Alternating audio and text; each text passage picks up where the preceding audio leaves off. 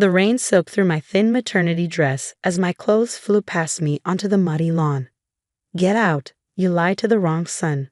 My mother-in-law, Patricia Rothwell, stood in the doorway like a judge delivering a sentence, her perfectly styled hair untouched by the storm. Did you think we wouldn't find out? That you could trick my son with someone else's child? I pressed one hand to my 8-month pregnant belly, steadying myself on the porch railing. Patricia, please. You don't understand. I understand plenty. She hurled my laptop bag next, and I winced as it hit the ground. The paternity test came back. That baby isn't Ryan's. You tried to manipulate your way into this family.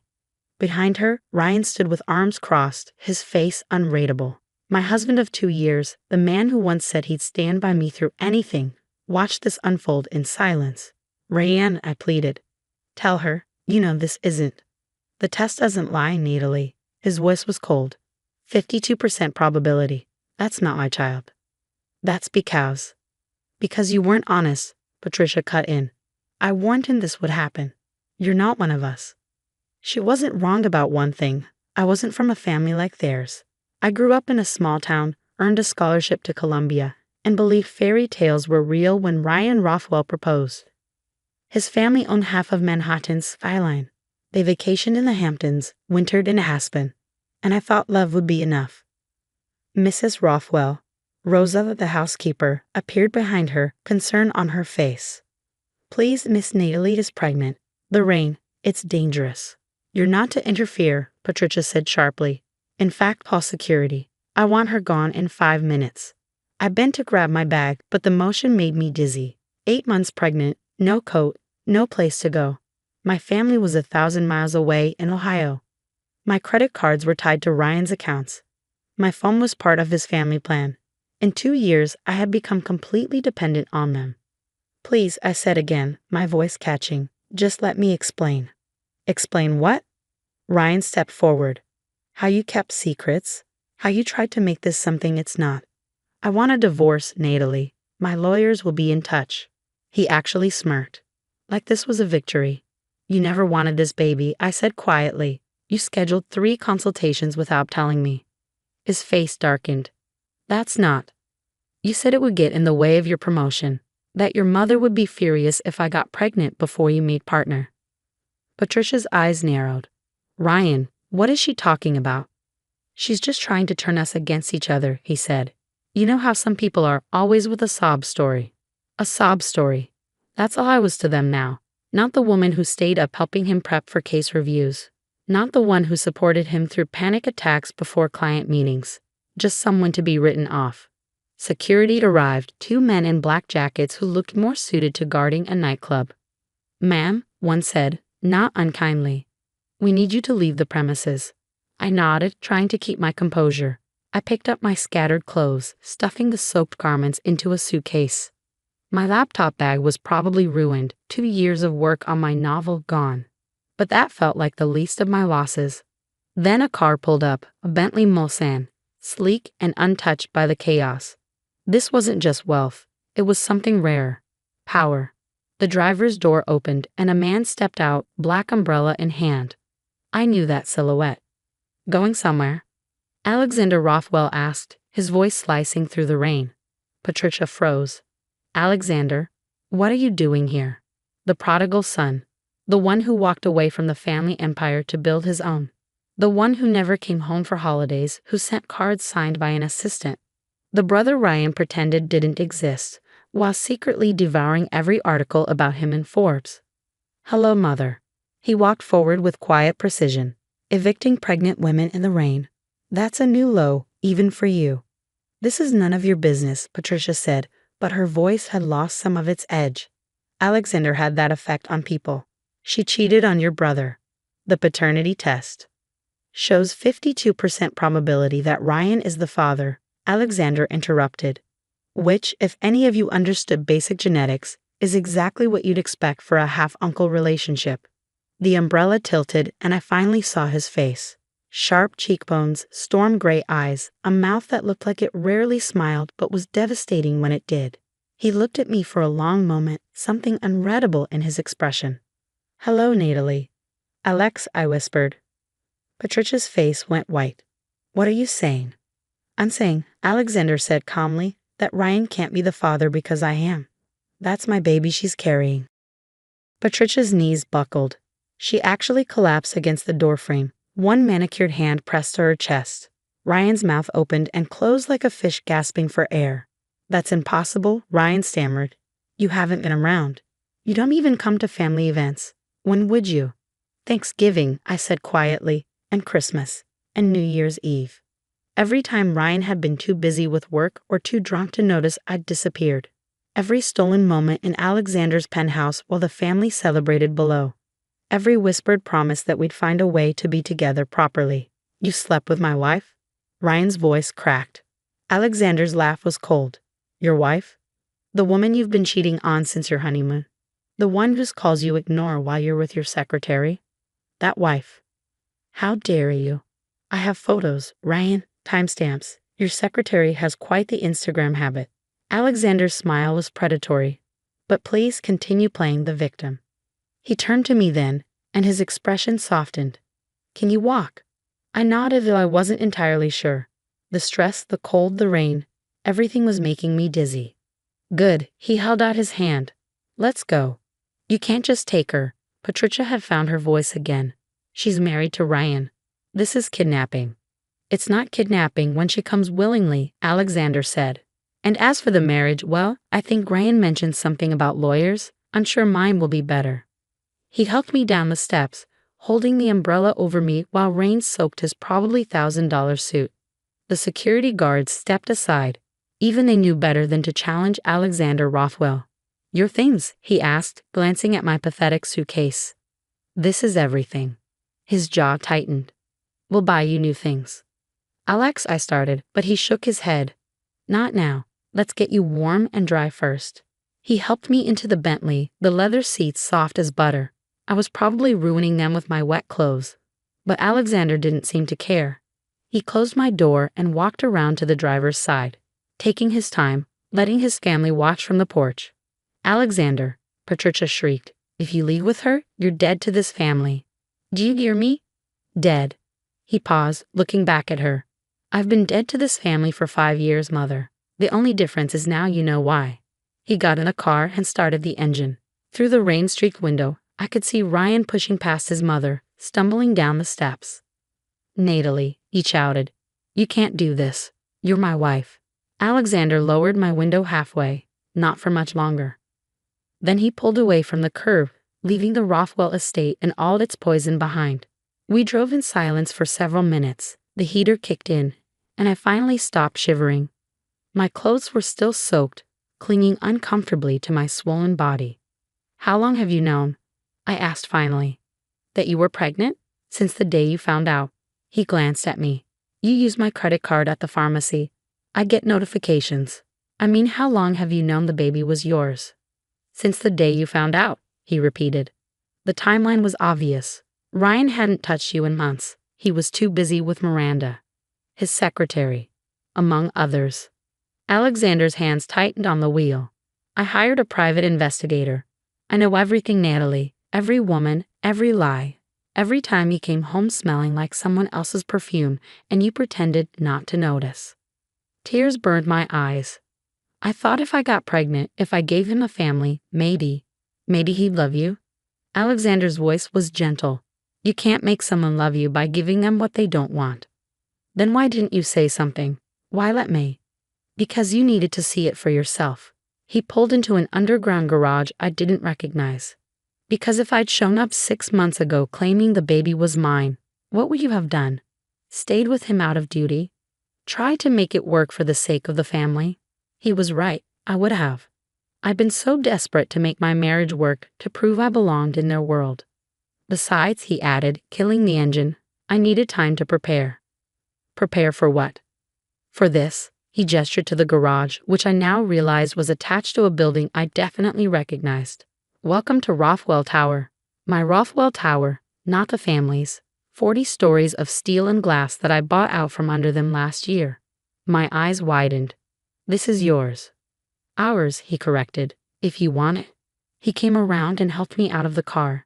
An elevator took us up and up and up until my ears popped.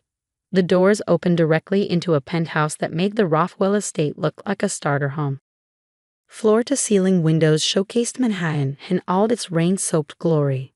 The space was modern but warm, all clean lines and rich textures, and there, in what would have been a second bedroom, was a fully assembled nursery. "Alex," I breathed. "I know it's presumptuous," he said quickly. "I know I should have asked. But I wanted you to have somewhere safe, somewhere that was yours no matter what happened. Even if you decided to stay with him, I wanted." I kissed him.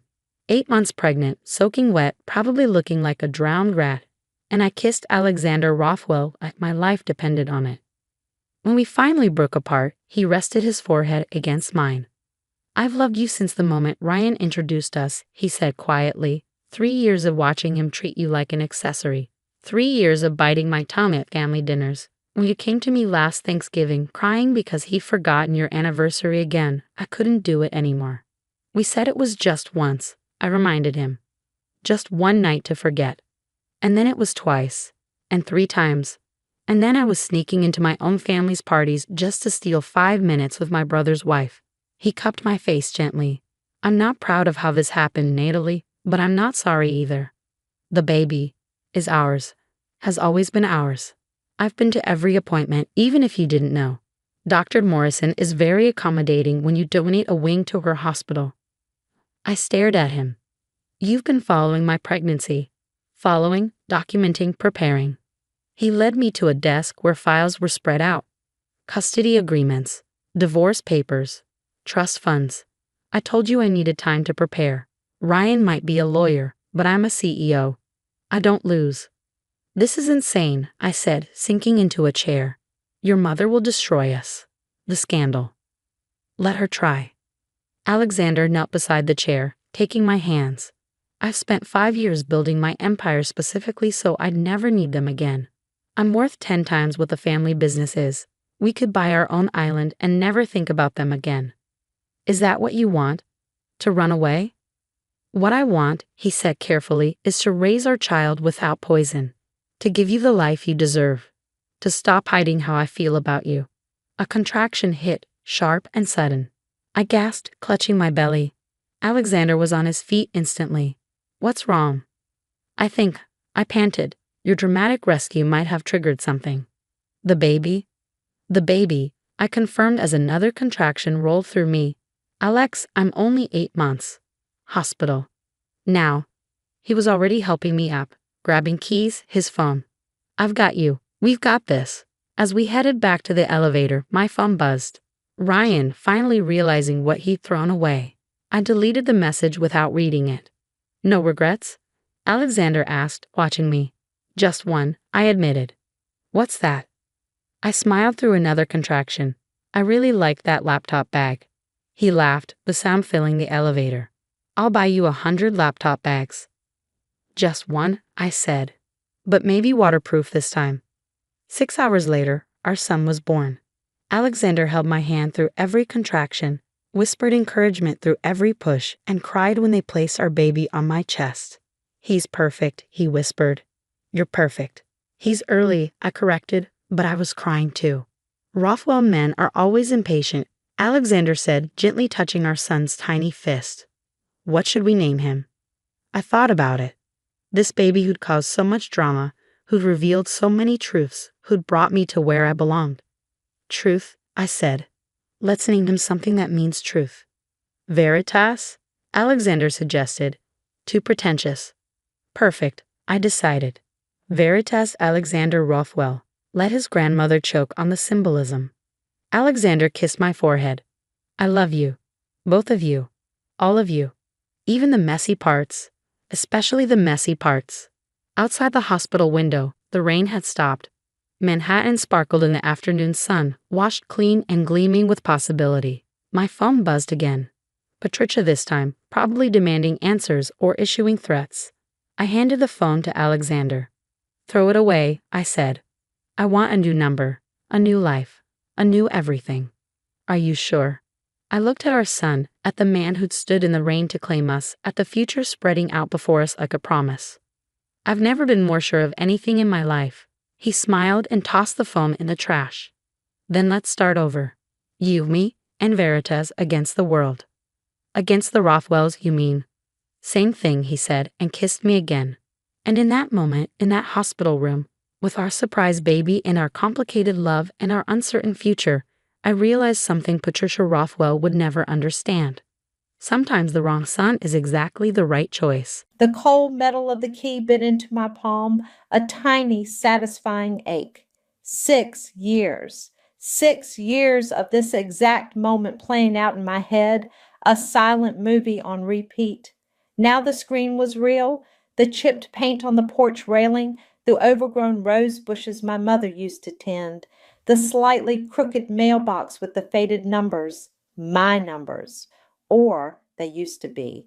Before I continue, comment your country or city. I love seeing where my stories land. I stood there, a stranger on my own sidewalk, staring at the house where I'd spent the first 19 years of my life, the house that had been ripped out from under me like a cheap tablecloth. The memory hit me, sharp and sudden, like a splash of cold water. It was late, past midnight, and I was hunched in the cramped, mildew-scented shower stall of my freshman dorm. The water pressure was a joke, a pathetic dribble compared to the powerful spray of the shower back home. The word tasted like ash. My phone, propped precariously on a plastic caddy outside the curtain, buzzed. It was Mom. Vivienne. Her voice was a thin whisper, barely audible over the pathetic showerhead. Are you there? Yeah, Mom. What's up? Everything okay? I pulled the curtain back just enough to see her face on the screen, illuminated by the dim dorm light. Her eyes were red, her usually neat hair disheveled. She looked small, shrunken. Your father, he rented out your room. The words tumbled out, rushed and breathless, as if she was afraid someone would hear. He gutted it, put up a wall. It's a separate entrance now for a tenant. My stomach dropped. Not just a tenant, but a separate entrance. Like my room had been surgically removed from the house, from me, like I was a tumor. What are you talking about? My voice was tight, thin. My room. Why? Where would I sleep when I come home for breaks? A long, agonizing silence stretched between us. I could hear her ragged breathing, then a deeper voice booming from somewhere off screen. My father, Marcus. Even through the phone, his voice was a physical presence, a cold front moving in. Because she's never coming back, he'd roared, his words echoing in the tiny dorm bathroom. She made her choice. Useless art degree. She wants to be an artist. She can paint on the streets. This isn't a charity. This is a home for people who contribute. That was Marcus. Always. Contribution. His favorite word. My entire life had been a series of contributions I failed to make, at least in his eyes.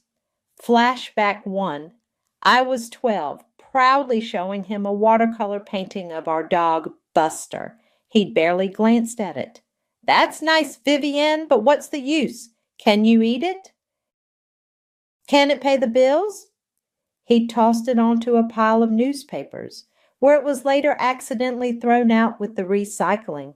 I'd found it, crumpled and stained in the bin. Flashback 2.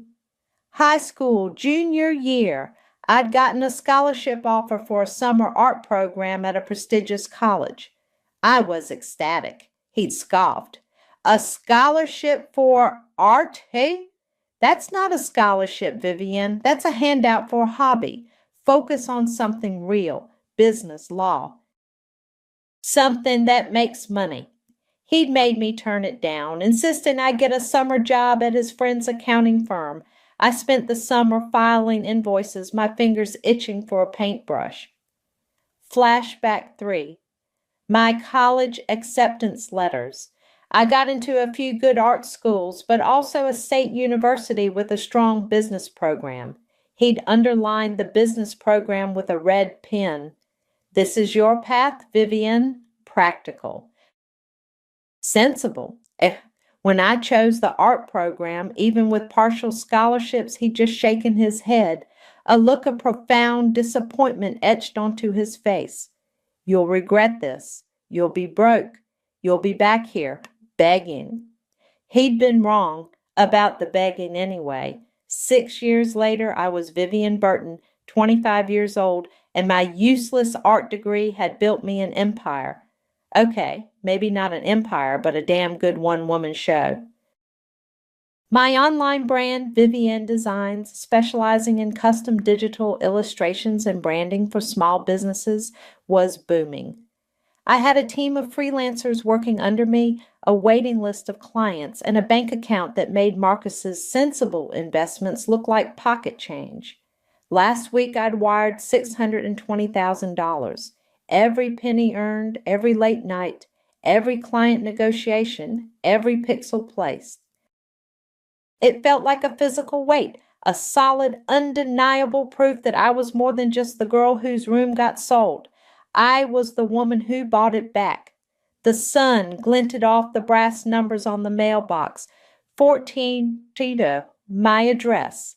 My fingers tightened around the key. It wasn't just a house key. It was a weapon. It was a declaration. It was the answer to every dismissive glance, every cutting remark, every time he told me I was nothing.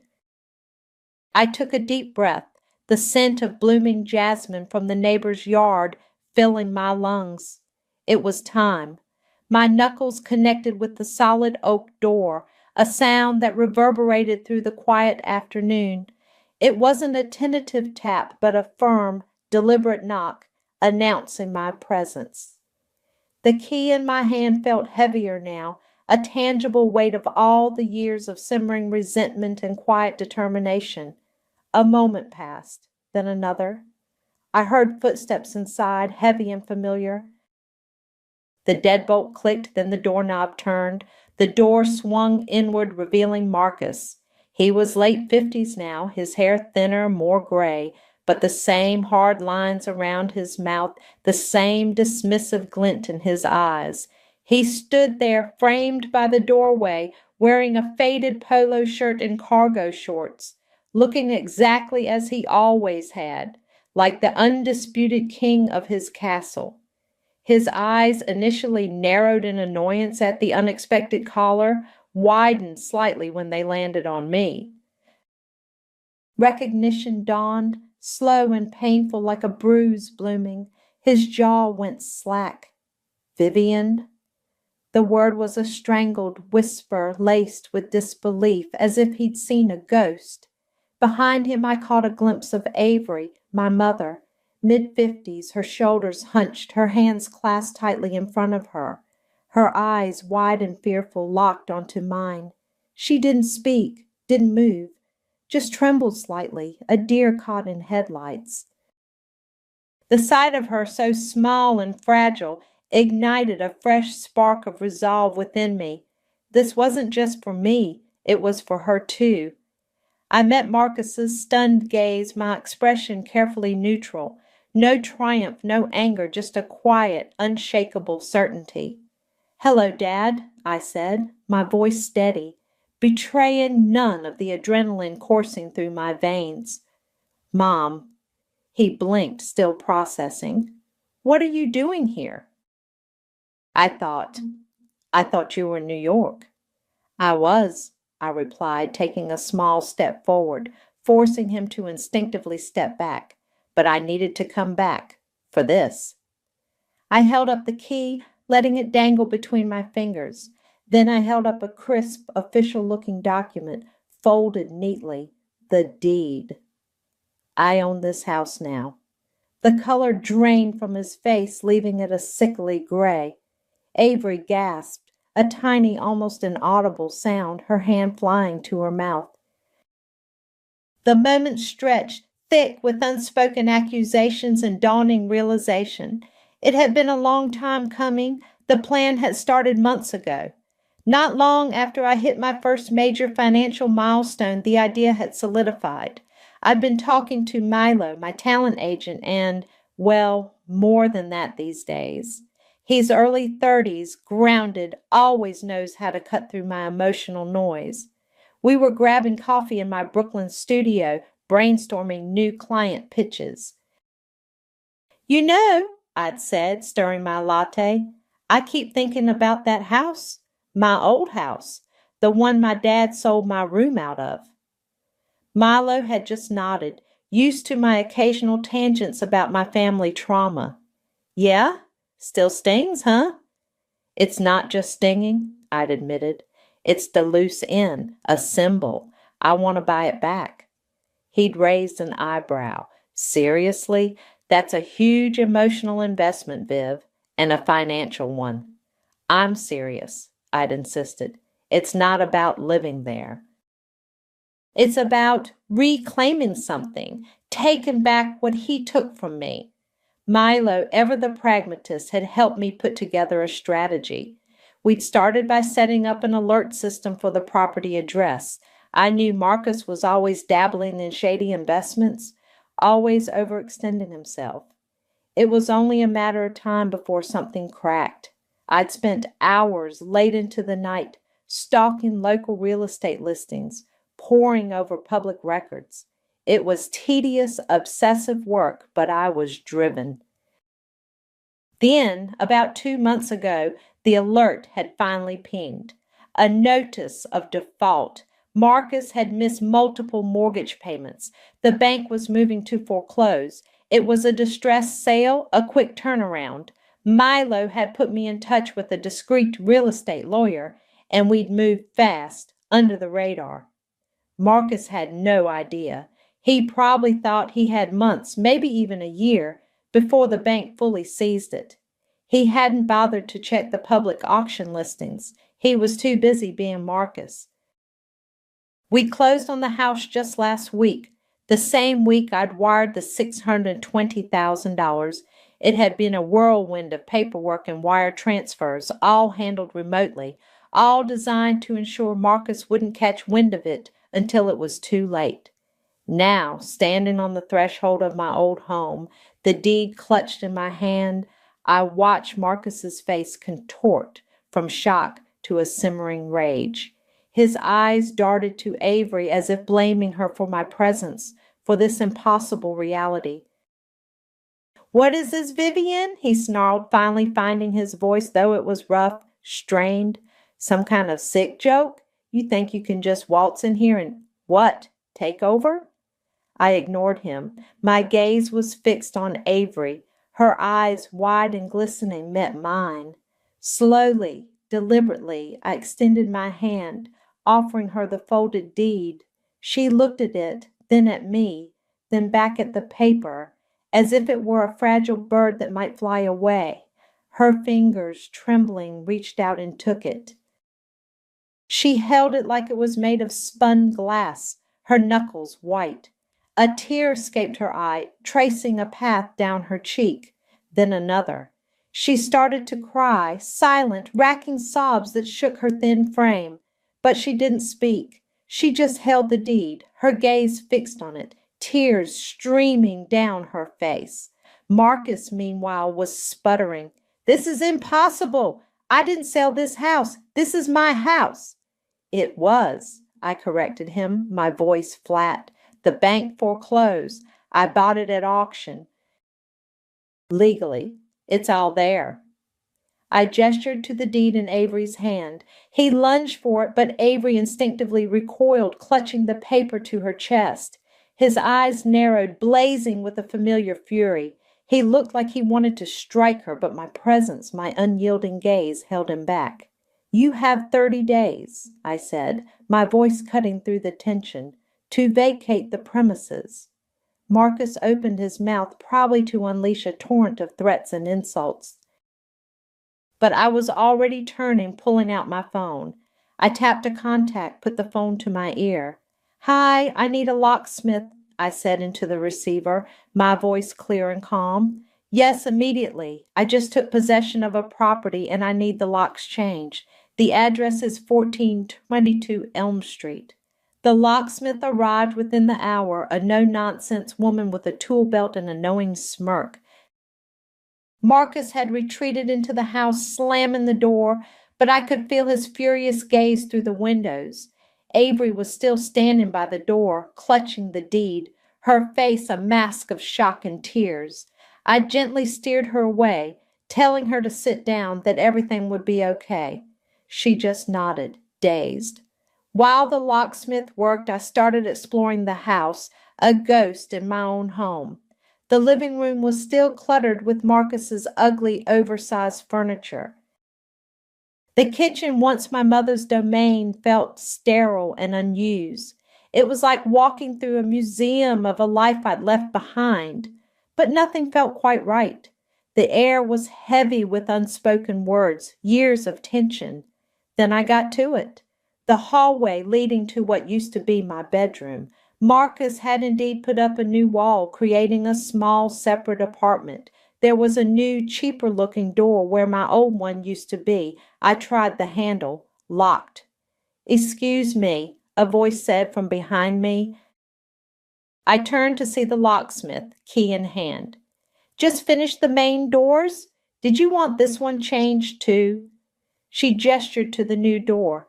"Yes, please," I said, handing her the key I'd used to get in. "And I need a new key for this one too. I believe there's still a tenant in there." She nodded, already pulling out her tools. "No problem." A few minutes later, the new lock clicked. I took a deep breath and pushed the door open. The room was different. The floral wallpaper my mother and I had picked out was gone, replaced by a bland off-white paint. My old built-in bookshelves were gone too, replaced by a cheap flat-pack wardrobe. But the window was still the same, looking out onto the backyard where I used to spend hours reading under the old oak tree. And there, sitting at a small desk, was a guy, late 20s maybe. He looked up startled, his headphones falling to his shoulders. He had dark, curly hair and a slightly rumpled t-shirt. He looked as surprised to see me as I was to see him, though I'd expected a tenant. Hey," he said, pushing his glasses up his nose. "Can I help you?" "Hi," I replied, trying to keep my voice even. "My name is Vivian Burton. I just bought this house. All of it." I gestured vaguely around the room, and this used to be my bedroom. His eyes widened. He looked around the room, then back at me, a slow understanding dawning on his face. "Oh, right. So, you're the new landlord." "Effectively," I confirmed, "and I'm giving you 30 days' notice to vacate." He blinked. 30 days? Wow. Okay, I guess I should have seen this coming. Marcus has been weird lately, missing rent payments, talking about liquidity issues. He rubbed the back of his neck. "My name's Hamza, by the way. Hamza Lopez." "Nice to meet you, Hamza," I said, a small, genuine smile touching my lips. He seemed cooperative, which was a relief. I apologize for the abruptness. It's complicated. "No worries," he said, standing up. He was shorter than I expected, but his eyes were sharp and intelligent.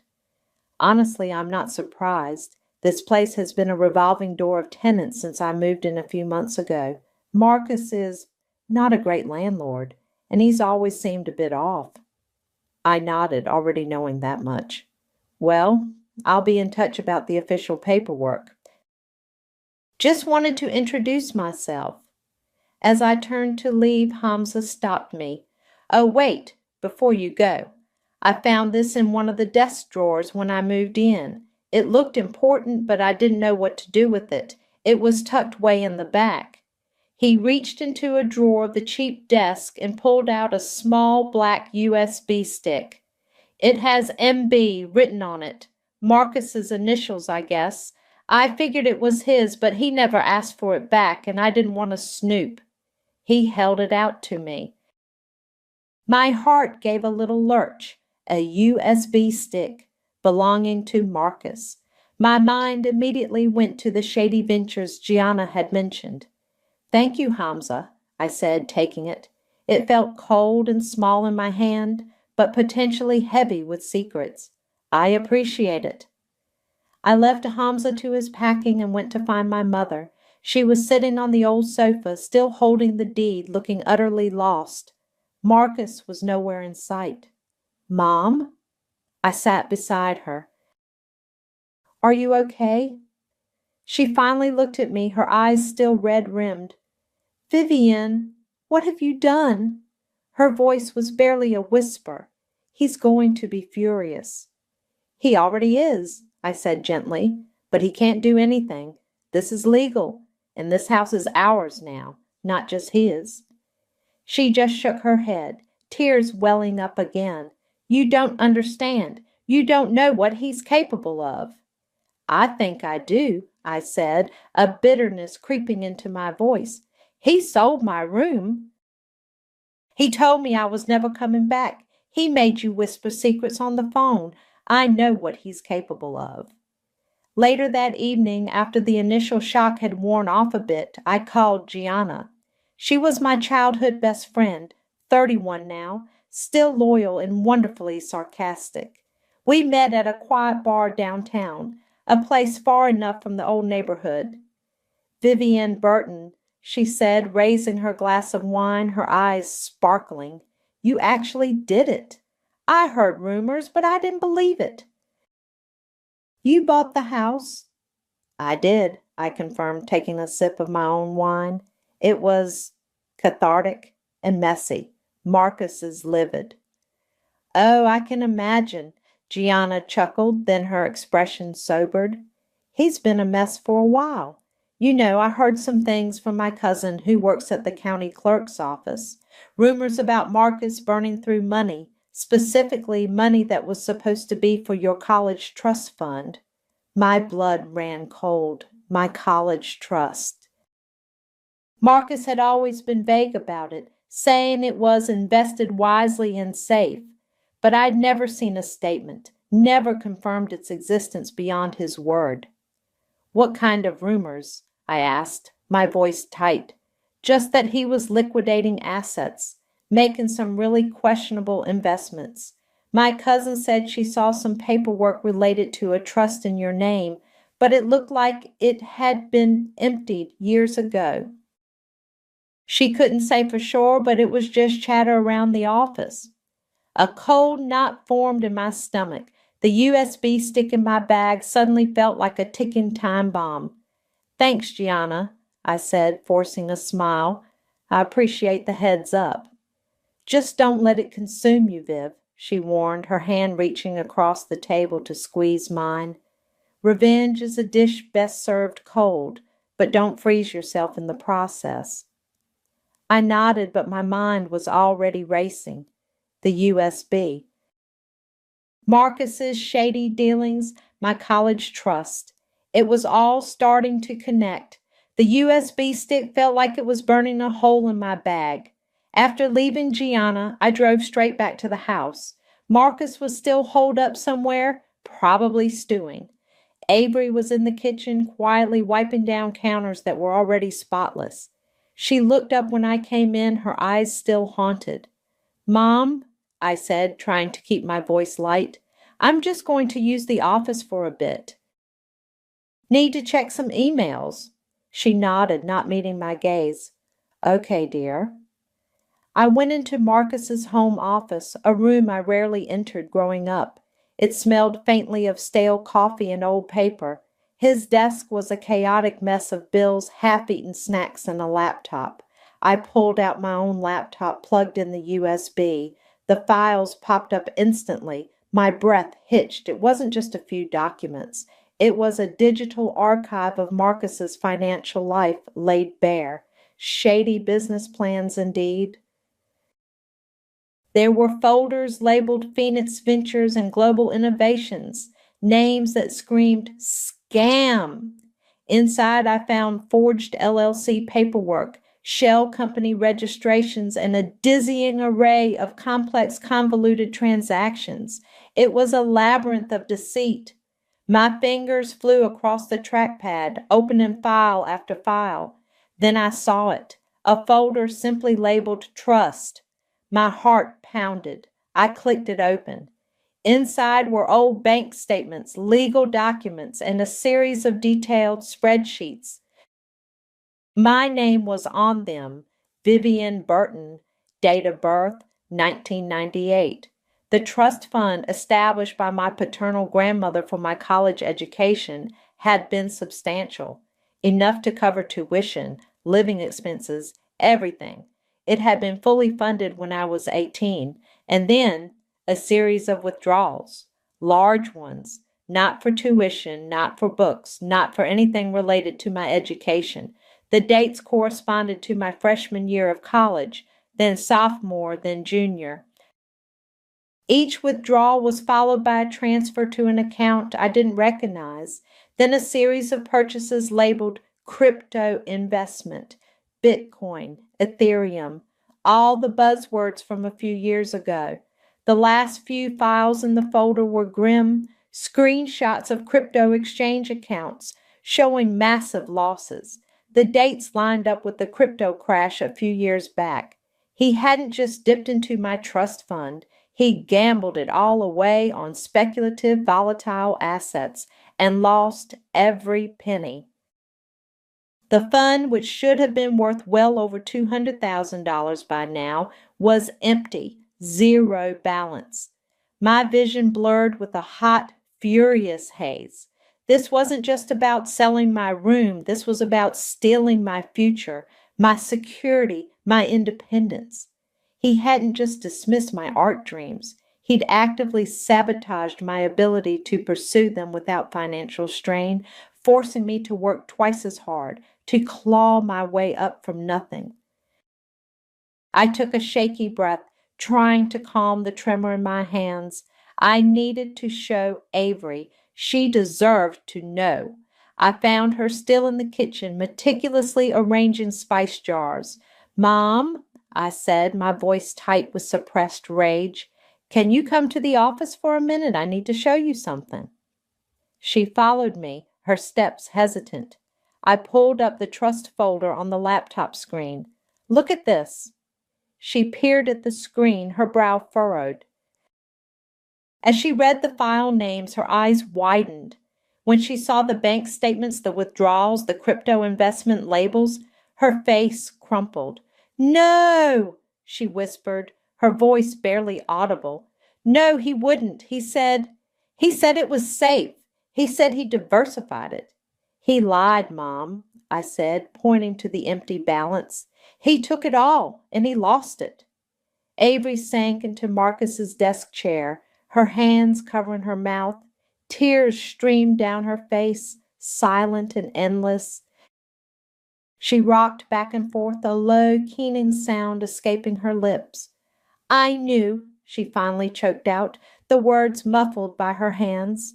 "I always suspected. He was always so secretive about it. He'd never show me the statements. He'd say it was too complicated for me to understand, but I never thought he'd actually empty it." Her shame was palpable, a heavy weight in the room, but beneath it I saw a flicker of something else, disbelief and a nascent anger. My own rage, however, was fully formed. This wasn't just about the house anymore. This was about justice. This was about every condescending remark, every time he'd told me my art was worthless, every time he'd scoffed at my dreams. He hadn't just been dismissive, he'd been actively undermining me, stealing from me, while pretending to be the benevolent, financially responsible father. I spent the rest of the day and most of the night meticulously downloading and organizing every relevant document from the USB. I categorized them: forged LLCs, crypto losses, trust fund theft, shady business deals. I sent a secure, encrypted copy to Milo.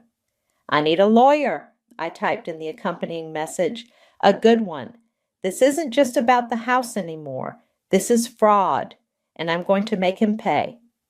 Milo's reply was immediate. "On it. I know just the firm." "Don't do anything rash. Just keep gathering evidence." As I worked, the memories flooded back. sharper, more painful now that I understood the true depths of his betrayal. Flashback 4. I was 15, working on a large canvas for an art competition. Marcus walked in, took one look at my half-finished painting, a vibrant abstract piece, and scoffed. "Still wasting your time with that, Vivian. Don't you have a history paper due?" "That's what actually matters." He then picked up a small finished sketch I'd done, a quick portrait of my mother, and without a word ripped it in half. "Focus," he'd said, dropping the pieces into the trash.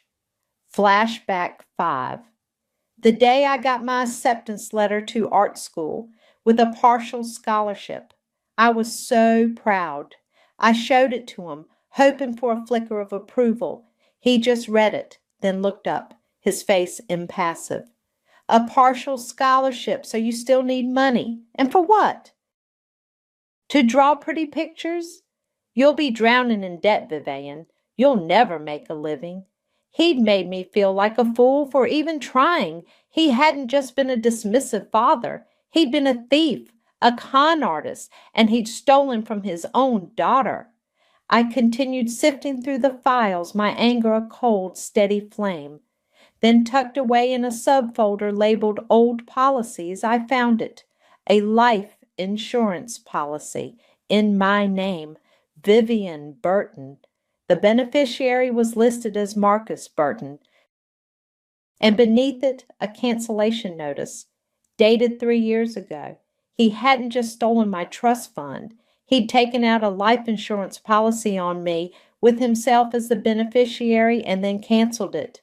The implication was chilling. He'd been planning something, or, more likely, he'd just been using me as another one of his investments, another potential payout, and then discarded it when it no longer served his purpose. My hand trembled as I stared at the document. This wasn't just about money. This was about a profound, sickening lack of regard for my very existence. The life insurance policy canceled 3 years ago haunted me. It was a cold, calculated detail that chilled me more than the lost trust fund. It spoke of a deeper, more disturbing disregard. I closed the laptop, needing a break from the digital evidence of Marcus's depravity. I found Avery in the living room, staring blankly at the television. She looked utterly defeated. The raw emotion from seeing the trust fund documents had drained her, leaving her hollow. "Mom," I said, sitting beside her, "we need to talk, really talk." She flinched as if expecting a reprimand. "About what, Vivian? What more is there to say?" "About everything," I insisted gently. "About him, about why you stayed, about us." I paused, then asked the question that had been nagging at me since that night in the dorm. "Did you ever try to contact me after I left for college? After he said I wasn't coming back?" Her eyes darted away, a familiar flicker of shame and fear. I tried." Her voice was barely a whisper. "I wrote you letters." My heart leaped. "Letters? What letters? I never got any letters." Her gaze dropped to her lap. He intercepted them. He said it was for your own good, to make sure you focused on your studies, not on distractions from home. He said you needed to learn independence." She wrung her hands. "He always said he knew best." A fresh wave of anger, cold and sharp, washed over me. Not only had he stolen my money, he'd stolen my mother's attempts to reach out, her quiet acts of love. He'd isolated me, cut me off, all under the guise of tough love. "Where are they?" I asked, my voice tight. "The letters. Where did he put them?" Avery hesitated, then slowly lifted her head. "In his workshop, in the garage. There's a locked drawer in his workbench. He keeps his important papers there." "Behind the tool manuals." I didn't wait. I walked straight to the garage, the key to the main house still in my pocket. The garage was Marcus's sanctuary, a place where he tinkered with old engines and organized his tools, which usually meant leaving them in piles. I found the heavy wooden workbench scarred with years of neglect. Sure enough, there was a small locked drawer. I tried the main house key. It slid in, turned. The lock clicked open. Inside, tucked behind a stack of greasy car manuals and a few rusted wrenches, was a small, dusty box. My name was scrawled on it in my mother's neat handwriting, Vivian. My hands trembled as I opened it.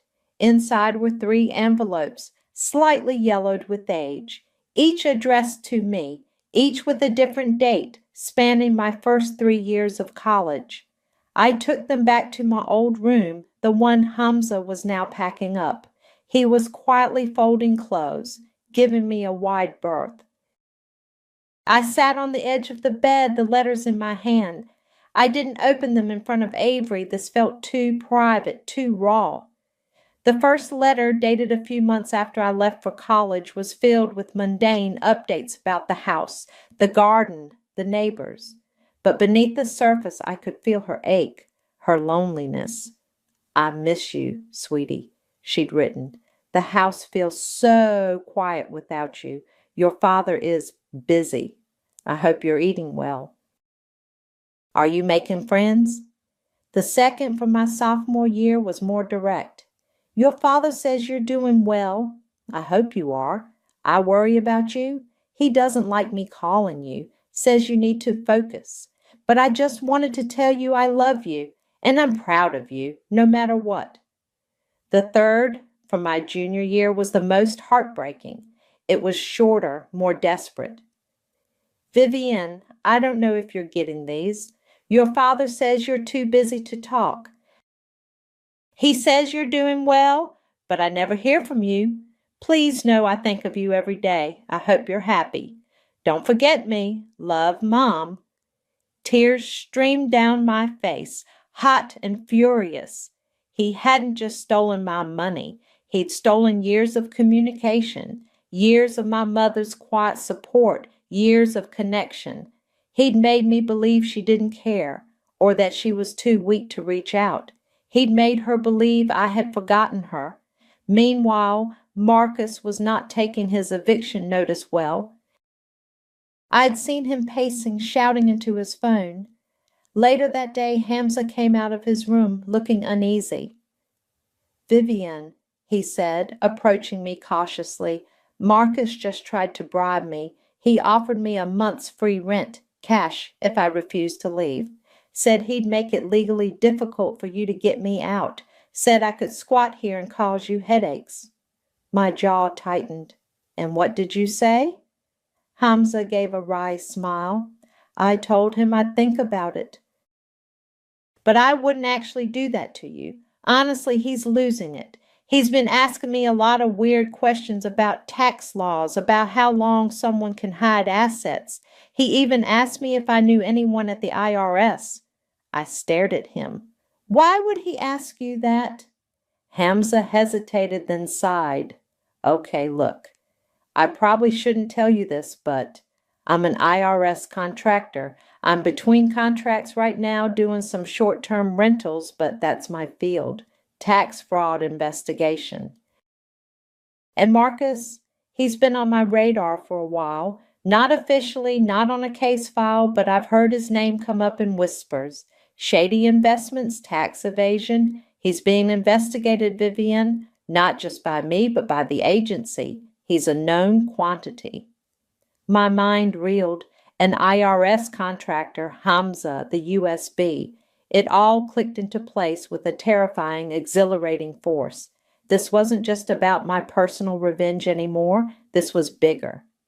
"Hamza," I said, my voice barely a whisper. "The USB stick you gave me, it's full of evidence.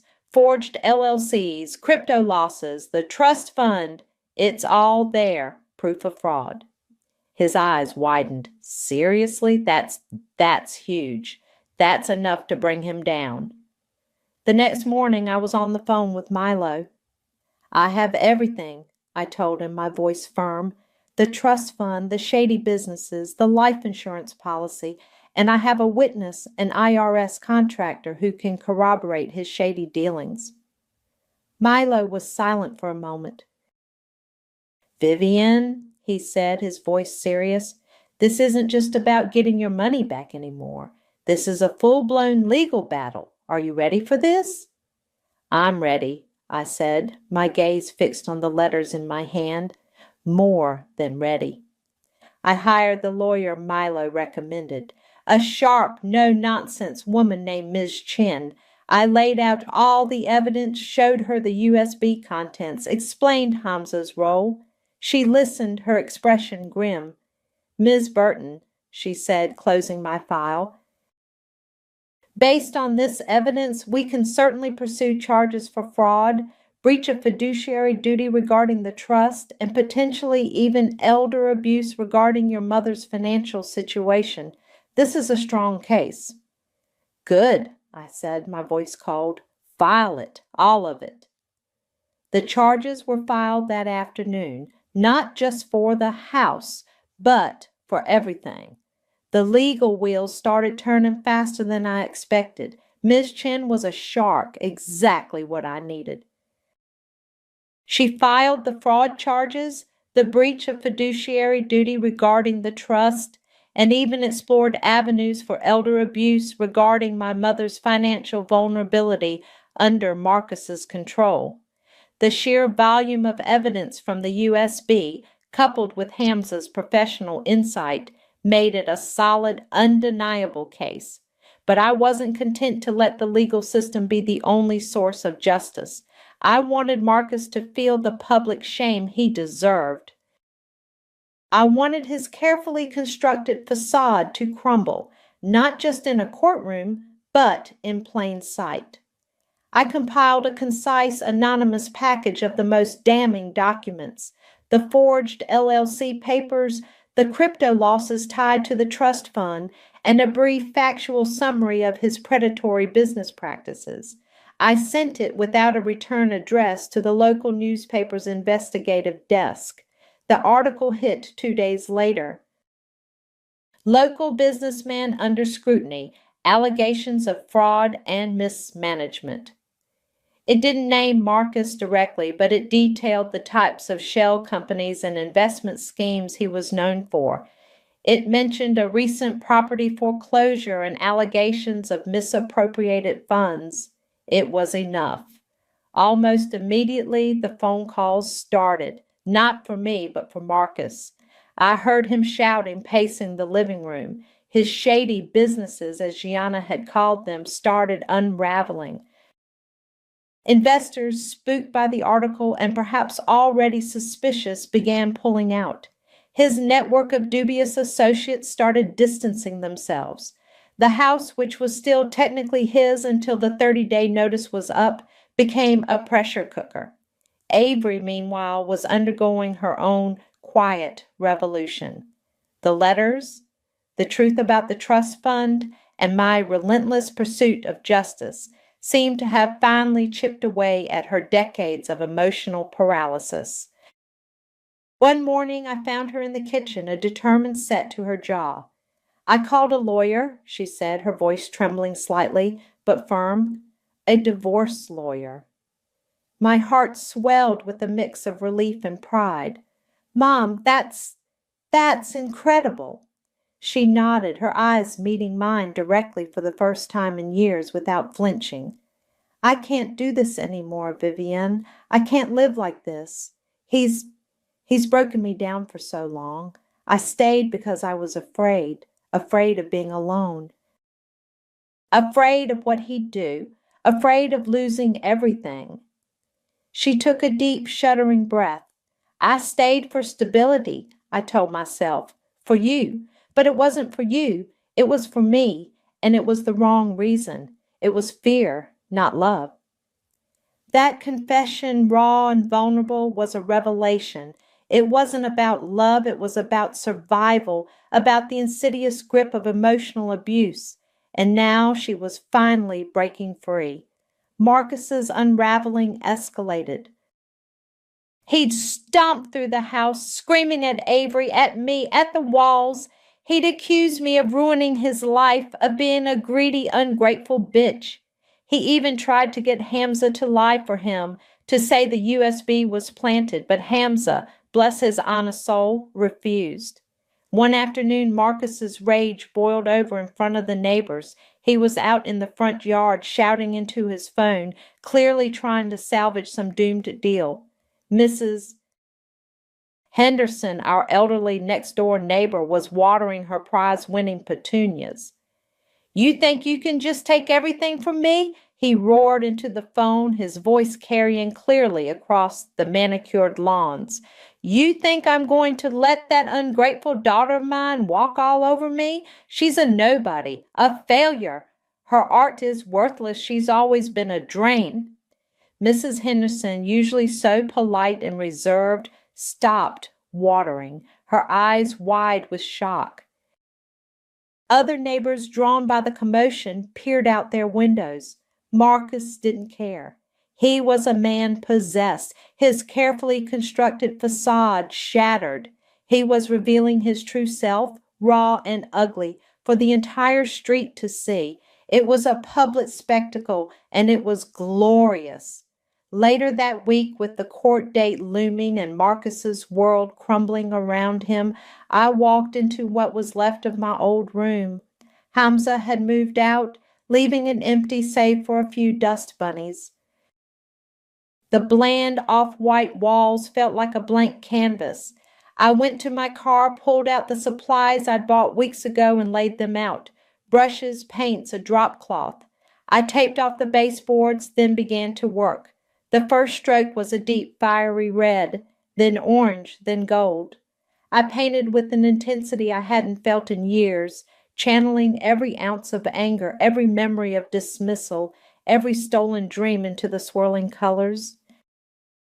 I painted the flames first, consuming the walls, erasing the blandness, erasing the memory of it being rented out. Then from the heart of the inferno I painted it, a massive, majestic phoenix, its wings spread wide, powerful and defiant, its eyes burning with a fierce reborn light. It wasn't just a bird, it was a symbol of resilience, of rising from the ashes, of taking back what was lost and transforming it into something stronger, more beautiful. The mural covered the entire wall, a vibrant, defiant explosion of color and meaning. It was a declaration. This wasn't just a room anymore. It was a statement. And it was mine. The courtroom was sterile, hushed, and utterly devoid of the dramatic flair you see in movies.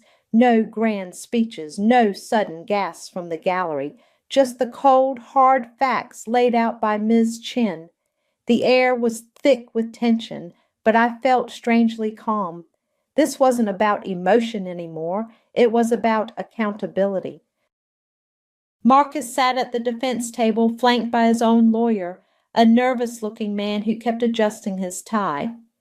My father looked smaller than I remembered, his usual bluster replaced by a pale, drawn expression. The public humiliation, the crumbling businesses, the impending divorce, it had taken its toll. He still shot me venomous glances, but they lacked their usual bite. Ms. Chen laid out the case meticulously. The forged LLC documents, the paper trail of the crypto investments, the massive losses, the empty trust fund. She brought in financial experts who testified to the fraudulent nature of Marcus's ventures. Hamza Lopez, looking sharp in a suit, took the stand and calmly explained his background as an IRS contractor, detailing how Marcus had tried to bribe him and his own prior suspicions about Marcus's tax evasion. His testimony was damning, lending an air of official authority to my claims. When it was my turn, I walked to the stand, my spine straight. I answered every question calmly, factually. I presented the USB contents, explained how I found them, and detailed the impact of his actions. I talked about the trust fund, the stolen money, the years of struggle I'd faced because of his theft.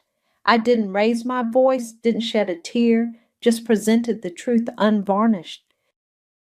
Marcus's lawyer tried to paint me as a greedy, vindictive daughter, motivated by spite rather than justice. "Miss Burton," he droned, "isn't it true that you purchased this property out from under your father, despite his long-standing ownership?"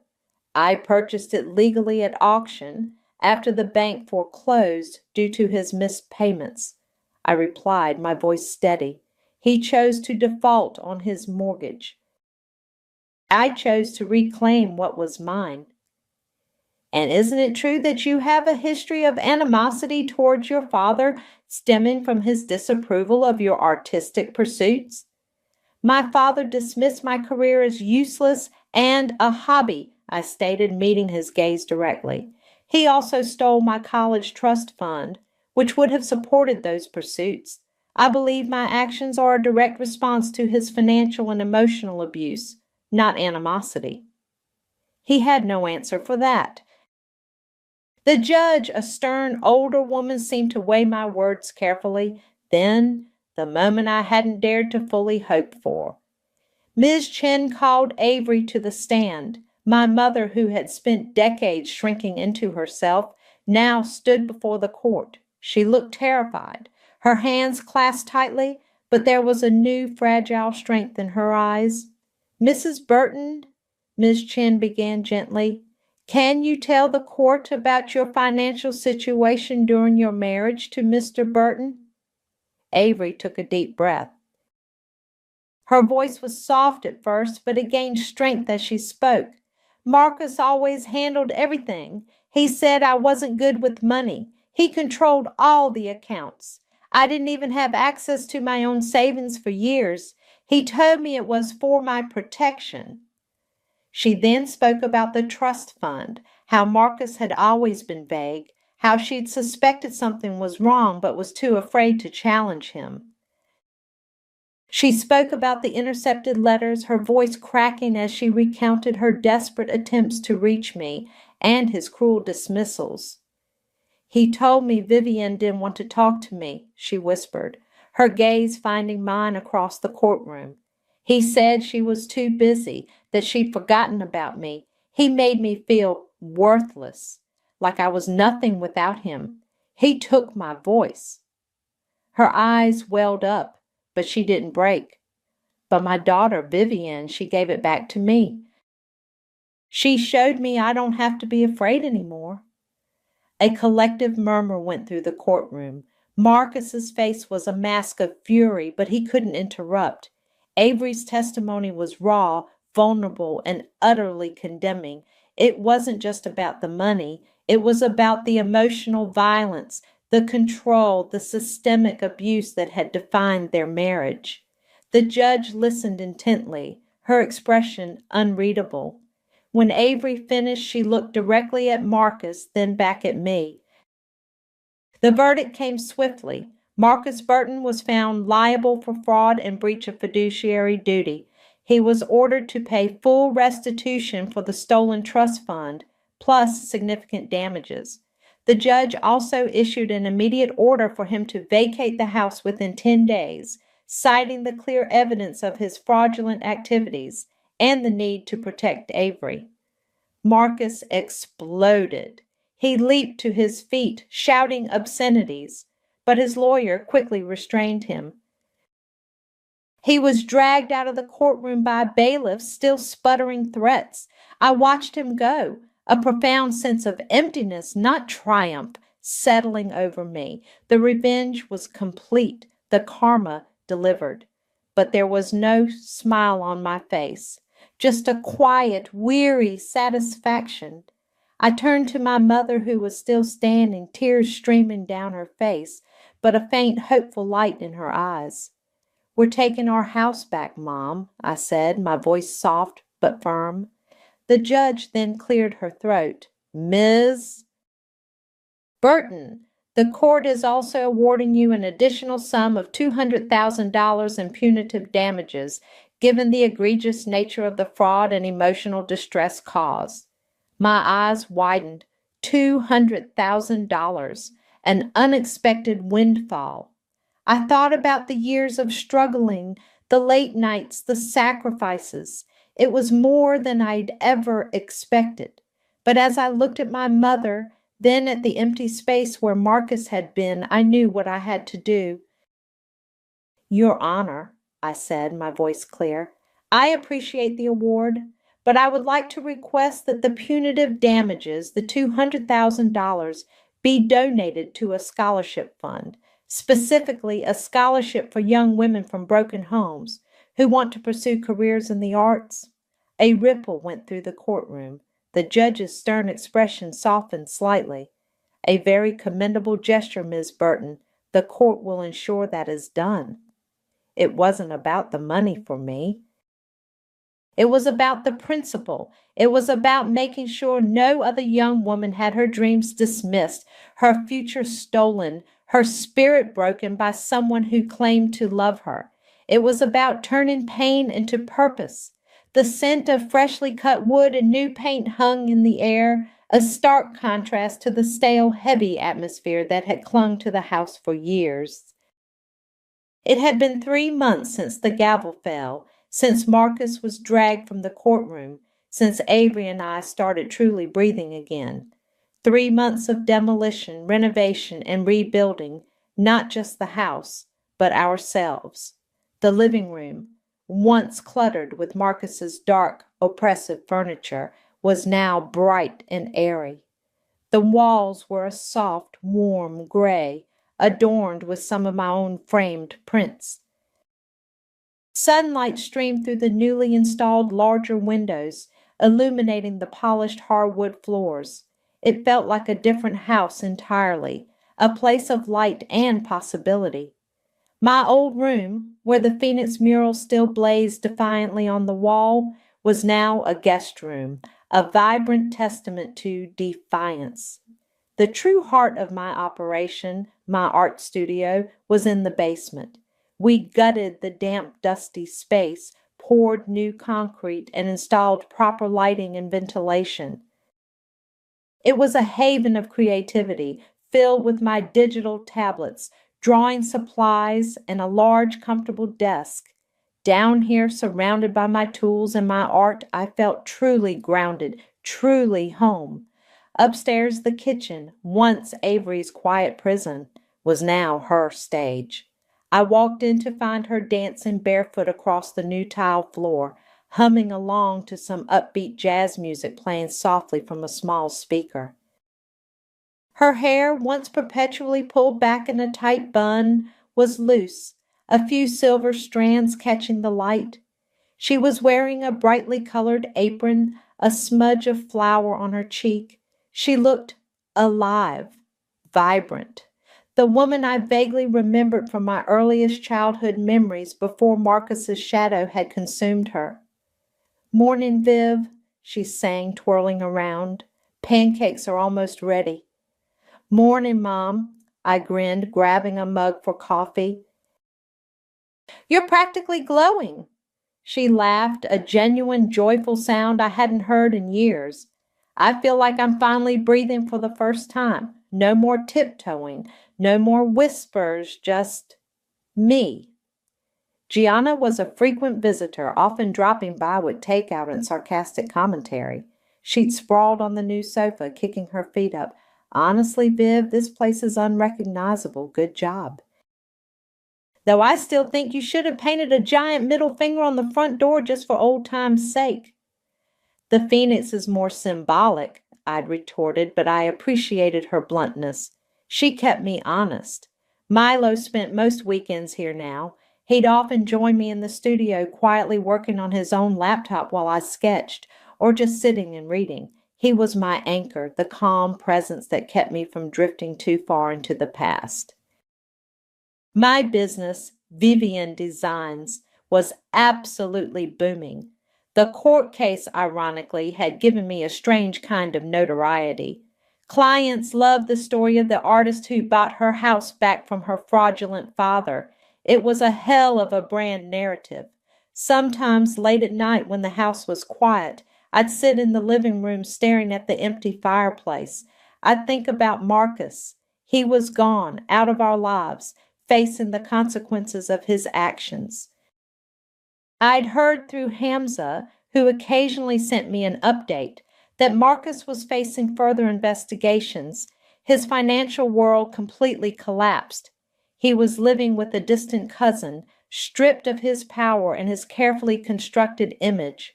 Was it justice or was it vengeance? The line felt blurry, indistinct. I hadn't smiled when he was dragged from the courtroom. There was no triumphant cheer, just a profound sense of necessity. It had to happen. For me, for Avery, for the girl whose room was sold, whose dreams were dismissed, whose trust was stolen. Forgiveness? Not yet, maybe never. His actions had left scars too deep, too fundamental. But the pain wasn't consuming me anymore. It had been restructured, as the outline said, into power, the power to create, to protect, to build something real and lasting. The final touch came a few weeks ago. I'd found it tucked away in an old box of my mother's, carefully preserved. It was a drawing I'd done when I was 6, a crayon portrait of our family, crude and colorful, the one Marcus had ripped up and thrown away, telling me to focus on something real. Avery had secretly taped it back together, smoothed out the creases, and kept it. I had it professionally framed. It hung now proudly above the fireplace in the living room, the focal point of our new home. Beneath it I'd affixed a small brass plate, simple, understated, yet powerful. It read, "She came back. He sold a room I claimed a woman's birthright." The mahogany doors of my father's study felt heavier than I remembered. Maybe it was the weight of what waited on the other side. A room full of people who'd spent years pretending I didn't exist, gathered to divide up what remained of Vincent Richards' empire. I'm Claire, the daughter who dared to question, to challenge, to be different. The ungrateful one, they called me. Now here I stood, 31 years old, about to face them all again. "Miss Richards?" The family lawyer, Mr. Patterson, gestured for me to enter. "We're ready to begin." I stepped into the familiar study, the scent of leather and old books hitting me like a physical force. Christian sat in my father's chair, of course he did, while Aunt Julia perched nearby, her perfectly manicured hands clasped in her lap. Willow offered a slight smile from her corner, quickly looking away when her brother shot her a glance. "Now that everyone is present," Patterson began, adjusting his glasses, "we'll proceed with the reading of Vincent Richards' last will and testament." I remained standing by the door, arms crossed. No one offered me a seat. "To my beloved nephew, Christian," Patterson read, "I leave the family estate, including the vineyard and all associated businesses, along with liquid assets totaling $2.4 million. Christian's smile grew wider. Julia dapped at her eyes with an embroidered handkerchief. "To my daughter, Claire." Patterson paused, clearing his throat. "I leave this message. You are never grateful enough to deserve a legacy. Your constant questioning of family traditions and values has shown me that you cannot be trusted with what generations have built. Perhaps this final lesson will help you understand the cost of defiance." The silence that followed felt like glass about to shatter. "That's it?" I heard myself ask, my voice steadier than I felt. "Nothing else?" "There are some personal effects," Patterson continued, "which have been designated for various charitable organisations." "The locket?" I interrupted. "My mother's locket?" "That's been allocated to the family collection," Christian said smoothly. "Where it belongs." I looked at him then. Really looked at him. My cousin sat there in his tailored suit, not a hair out of place, wearing the same expression he'd had the day of my mother's funeral, practiced concern, masking satisfaction. "You know she wanted me to have that," I said quietly. "Your mother's wishes were rather confused near the end," Julia interjected. "We all know that, dear." Something in her tone made my skin crawl. I'd heard rumours about those final days, about documents being signed, about my mother's increasingly agitated state. "Well," I said, straightening my shoulders, "I suppose that's that." "There is one more thing," Patterson added, pulling out an envelope. "Your father requested this be read aloud." My stomach tightened. One final twist of the knife. "Und, Claire," Patterson read. "If you're here, it means you still harbour some hope of claiming what isn't yours." Let this be clear. Your mother's share of the estate, which you so desperately believed would pass to you, was legally transferred before her death. There is nothing left for you here. Nothing was ever yours to claim." Christian stood, buttoning his jacket. "I think we're finished here. Shall we move to the dining room? The staff has prepared brunch." The others rose, filing past me like I was already gone. Only Willow hesitated. "Claire," she whispered. "I'm sorry." I watched them go, their voices fading down the hallway. Through the study window, I could see the vineyard stretching toward the horizon, rows of vines my mother had loved, where she taught me about patience and growth and timing. Patterson began gathering his papers. "Ms. Richards, if you'd like a copy of the documentation—" "No," I said, turning toward the door. "I won't need it."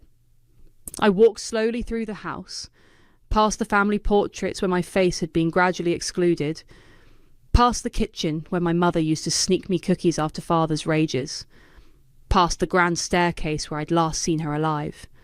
Their laughter drifted from the dining room as I reached the front door. Christian's voice rose above the others, already discussing his plans for modernising the vineyard operations. I paused, my hand on the doorknob, and whispered words meant only for myself. Enjoy it while it lasts. The morning sun hit my face as I stepped outside. I didn't look back at the house, didn't need to. I knew exactly what I'd see. Everything they thought they'd taken from me, everything they believed they owned. They had no idea what I'd learned in the years of exile, no idea what I'd built, what I'd discovered. They thought this was an ending. I smiled, walking to my car. They were wrong. This was just the beginning. 3 months after the will reading, I sat in a small office overlooking the Pacific, watching my new lawyer review documents I'd spent years collecting. "This is interesting," Kenneth said, spreading papers across his desk. "Very interesting." I sipped my coffee, waiting. Kenneth wasn't like the polished attorneys my family employed. His office was modest, his suit off the rack, but his eyes missed nothing. "Your mother's will," he continued, "was modified 3 times in her final week. That's unusual enough. But look at these signature variations." He laid out 3 documents side by side. "See how the strokes get progressively shakier?" "She was sick," I said, the memory sharp as glass. "But not that sick. Not at first." Kenneth leaned back. "Tell me about those days." I set down my cup. "I was away at college. Aunt Julia called, said Mom was having episodes. When I got home, they wouldn't let me see her. Said she was too fragile, needed rest. Christian was always there, always in meetings with my father. And then, 3 days later, she was gone. They said it was her heart." Kenneth nodded slowly, making notes. "And the bank holding the estate's debt. You're sure it's struggling?" I pulled out my laptop, showing him the research I'd compiled while working my quiet desk job in this coastal town. "Pacific Trust Bank. They're carrying millions in bad loans. The vineyard's debt is just one piece, but it's significant." "You've done your homework," Kenneth said, impressed. "But buying debt notes isn't cheap, even distressed ones." I opened another file. "Remember last year's cryptocurrency surge? I invested early. Made some careful moves in tech startups too. I've got the funds." "Claire," Kenneth set down his pen, "what exactly do you want here?" The ocean stretched beyond his window, vast and patient, like my plan. "I want everything they took," I said simply, "and I want them to watch it happen." A knock interrupted us. Kenneth's assistant poked her head in. "Sir, there's a call from the Vineyard's management office. Something about missed payments." Kenneth raised an eyebrow at me. I nodded. "Put it through," he said. The speaker crackled. "This is Ryder Newman, Vineyard foreman. I'm trying to reach someone about our account status."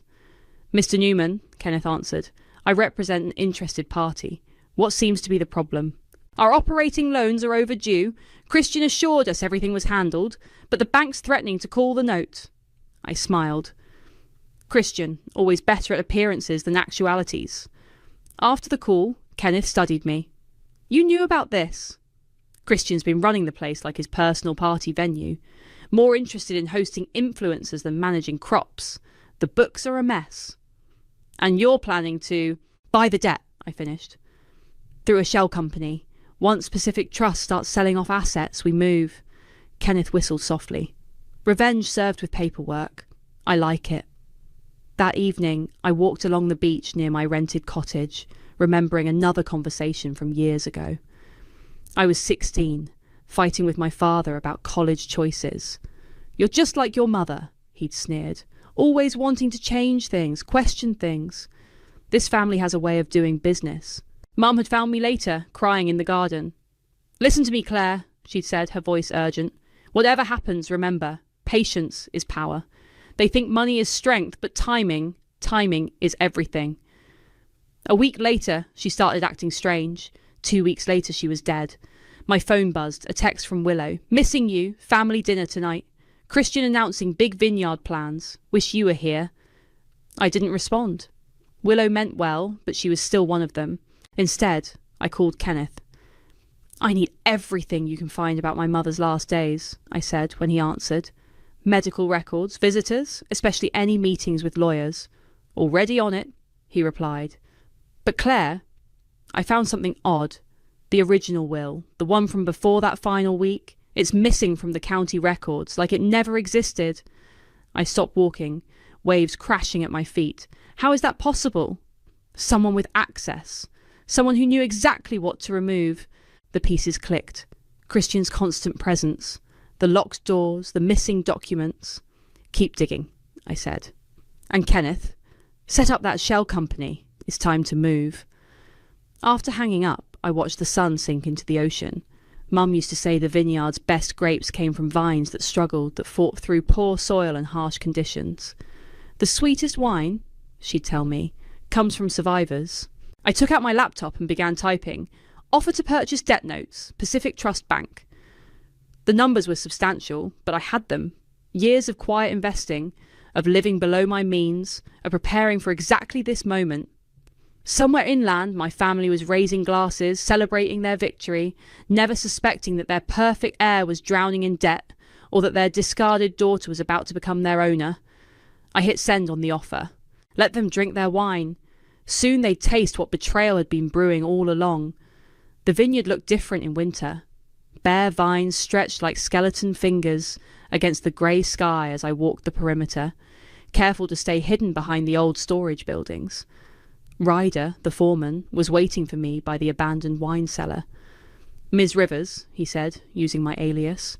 "Didn't expect the bank's representative to come in person." "I like to be thorough," I replied, pulling my coat tighter. "Show me what's really happening here." Ryder led me through the property, pointing out problems Christian had been hiding. Equipment lay rusting, whole sections of vines showed signs of disease, and the new wine storage facility, Christian's pet project, stood half-finished. "He spent $400,000 on that," Ryder said, gesturing to the concrete shell. "Then the contractors walked when the checks bounced. And the workers? 3 months behind on payroll. Most stayed because of loyalty to the land, not the man." We reached the main house. Through the windows, I could see Christian hosting another of his famous tastings. Instagram influencers posed with wine glasses while my cousin worked the room. "That's his solution," Ryder spat. "Parties and promotions while everything falls apart." My phone buzzed, Kenneth sending an update. The debt purchase was complete. I now owned 71% of the estate's notes through my shell company. "Mr. Newman," I said carefully, "what would you say if new ownership took over?" He studied me for a long moment. "Depends on the owner." Before I could respond, voices approached. We ducked behind a storage shed as Christian and Aunt Julia walked past. "The bank's being unreasonable," Christian was saying. "We just need to restructure." "Darling, this is serious," Julia cut in. "If word gets out about our financial situation, and with the Legacy in Bloom Gala next week..." "It's under control, Aunt Julia. Trust me." They moved out of earshot. Ryder looked at me questioningly. "Legacy in Bloom?" I asked. "Annual charity event. Biggest night of the year. Christians invited half the state's elite. Perfect timing." I pulled out my phone and dialed Kenneth. "It's time," I said when he answered. "Get everything ready for next week."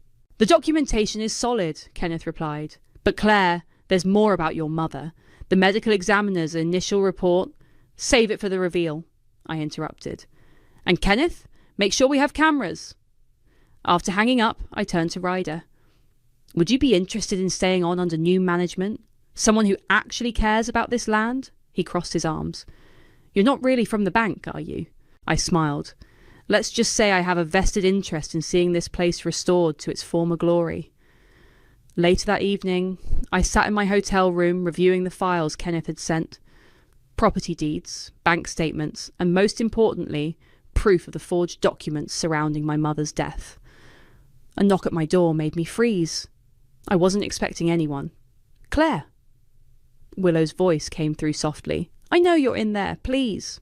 I opened the door. My cousin stood there looking nervous. "How did you—" "Ryder told me," she said quickly. "I've been helping him document everything Christian's been doing. The missing funds, the forged invoices are us." "Why?" Willow pulled out a small USB drive. "Because of this. Mom doesn't know I have it, but it's recordings. Your mother made them in those last weeks. She knew something was wrong, tried to leave evidence." My hands shook as I took the drive. "Why are you giving me this?" "Because what they did to you, to your mother, it wasn't right." Willow glanced over her shoulder. "I should go. They can't know I was here." After she left, I plugged in the drive. My mother's voice filled the room, weak but determined. "They're making me sign things I don't understand wanting for Christian. Vincent says it's for the best, but something's wrong. If anything happens to me, Claire needs to know." The recording cut off. I sat in the darkness, letting years of suspicion crystallize into certainty. My phone lit up with an email. The official invitation to Legacy in Bloom had arrived, addressed to Ms. Rivers, potential investor. I opened my laptop and began typing.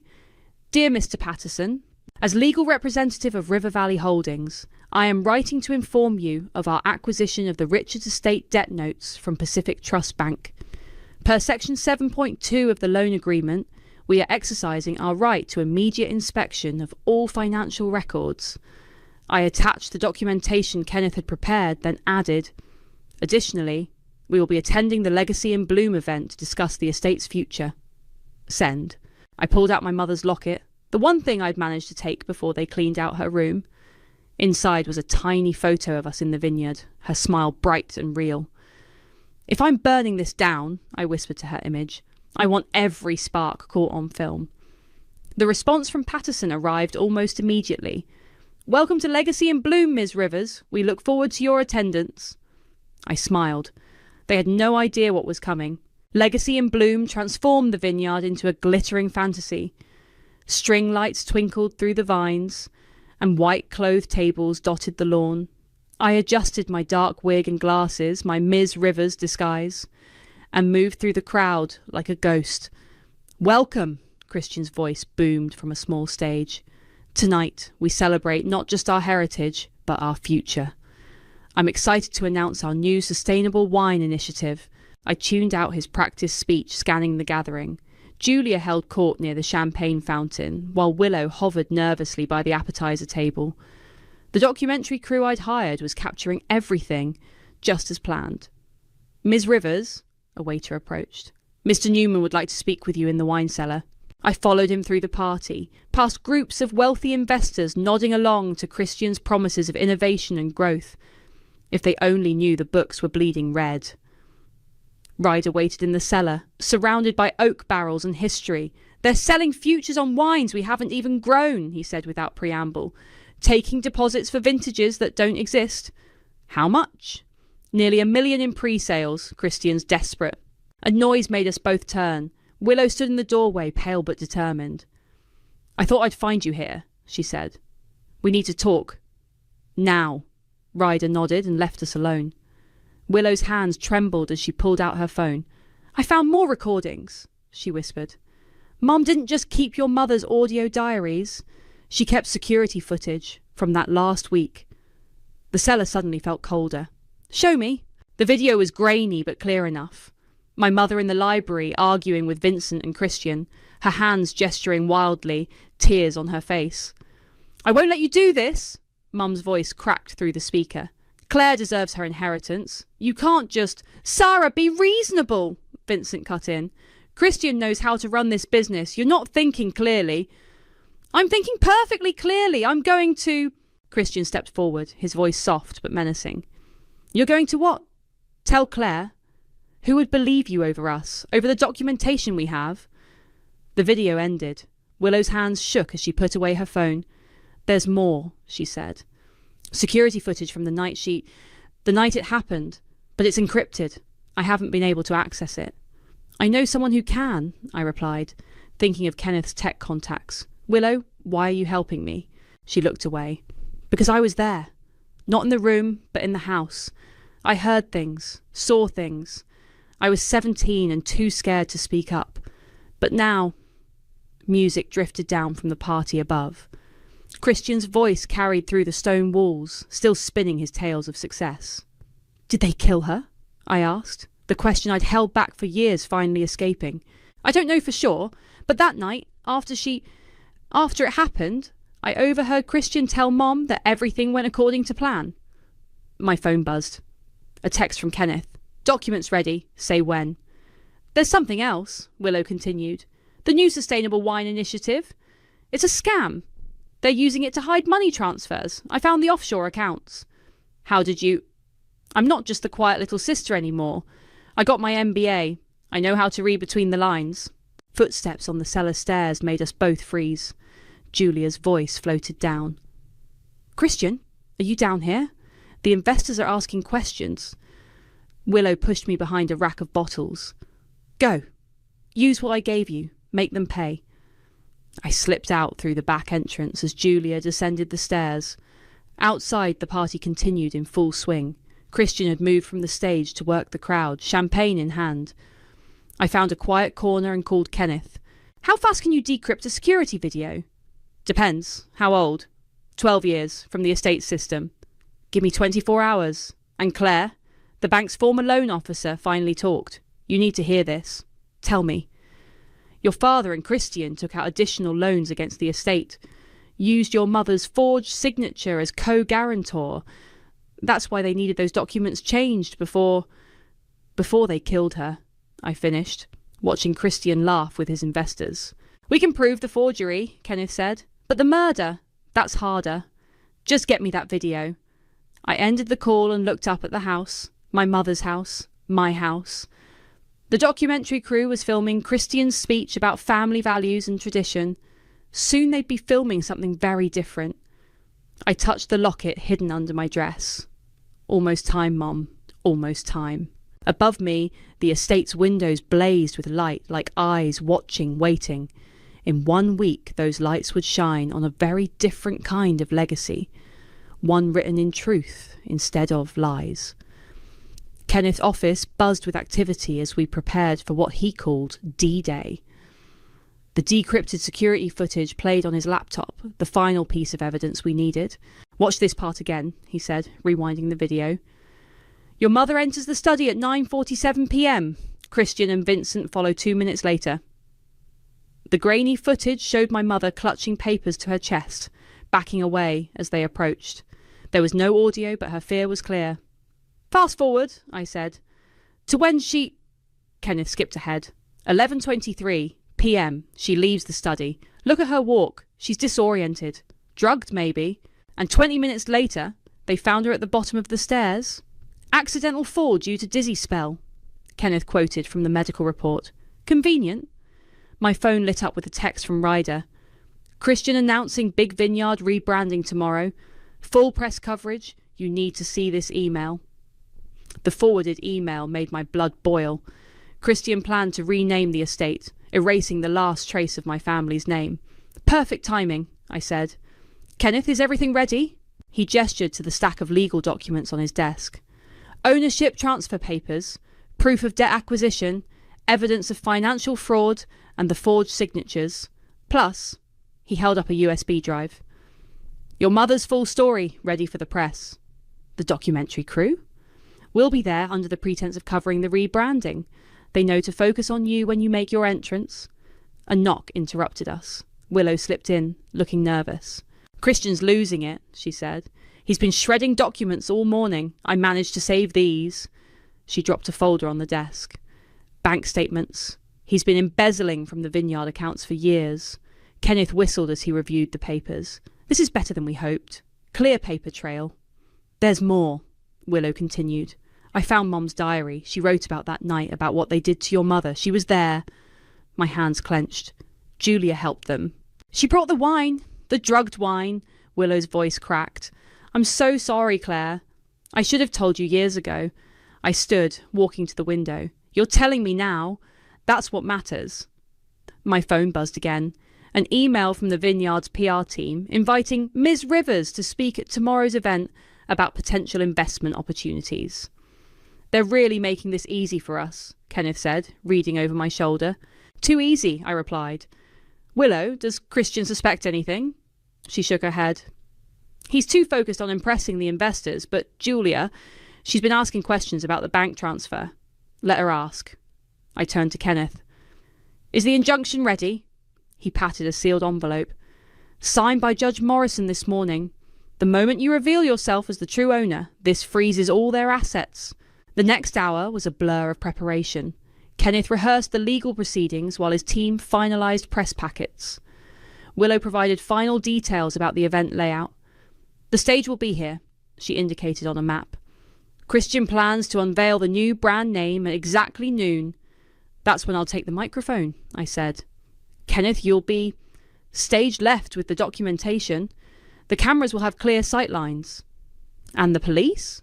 Detective Martinez is ready. She'll move in once you present the evidence of financial fraud. Willow touched my arm. Claire, what about Mom? What happens to her? I met her eyes. That depends on her. If she confesses, tells the truth about that night. She won't, Willow whispered. She's too proud. Then she goes down with them.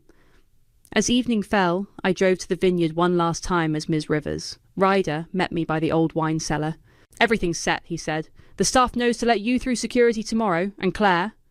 He hesitated. Whatever happens, the land is behind you. We all are. I walked the rows of vines, touching the rough bark, remembering my mother's lessons about patience and timing. Tomorrow, these vines would have a new story to tell. Back at my hotel, I laid out my outfit for the confrontation. Not a disguise this time, but a sharp black suit that meant business. The locket rested on top, ready to be worn openly at last. My phone lit up with a final text from Kenneth. All systems go. Make sure the cameras don't blink when you take what's yours. I touched the locket, opened it to see my mother's smile. Tomorrow, I whispered. Tomorrow they'll remember your name. The night stretched ahead, my last night of waiting. By this time tomorrow everything would change. Let them prepare their speeches and champagne. Let them gather their press and their pride. I had gathered something stronger, the truth. And finally, it was time to let it bloom. The rebranding ceremony was in full swing when I arrived. Camera crews positioned themselves around a makeshift stage, while investors mingled over morning mimosas. Christian stood at the podium, practicing his smile. Ms. Rivers, he waved me over. So glad you could make it. I trust you've reviewed our investment proposal. Very thoroughly, I replied, touching my mother's locket, now worn proudly outside my suit. His eyes flickered to the jewellery, a slight frown crossing his face. Before he could speak, Julia appeared. Darling, the press wants preliminary photos. She barely glanced at me. Ms. Rivers, do find a seat. The announcement begins in 10 minutes. I spotted Kenneth near the stage, briefcase ready. Willow stood with the family, her face pale but determined. Ryder positioned himself by the video team, giving me a subtle nod. Ladies and gentlemen, Christian began, tapping the microphone, welcome to a historic day. For generations, this land has been known as Richard's Estate. Today, we embrace the future with a new name, a new vision.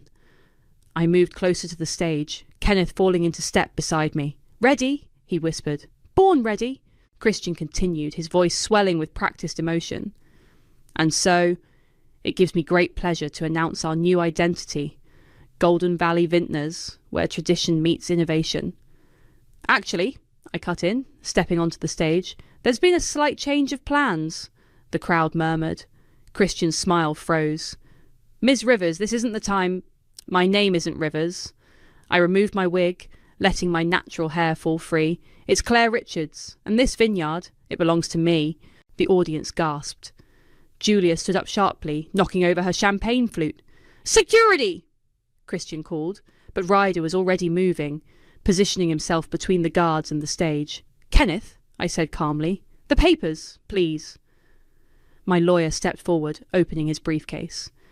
As of last month, Ms. Richards holds controlling interest in all estate debt notes through legal purchase from Pacific Trust Bank. Additionally, this is absurd, Christian sputtered. You have no right.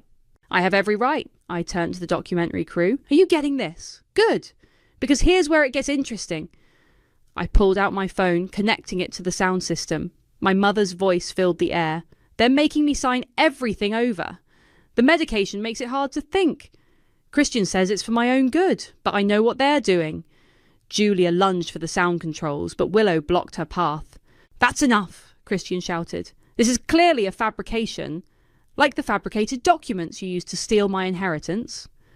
I nodded to Kenneth, who projected financial records onto the screen behind us. Or maybe like these bank statements showing systematic embezzlement.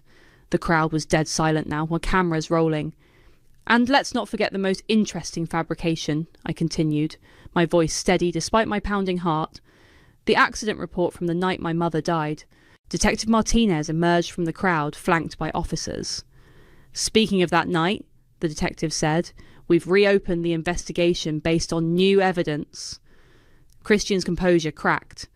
Aunt Julia, do something.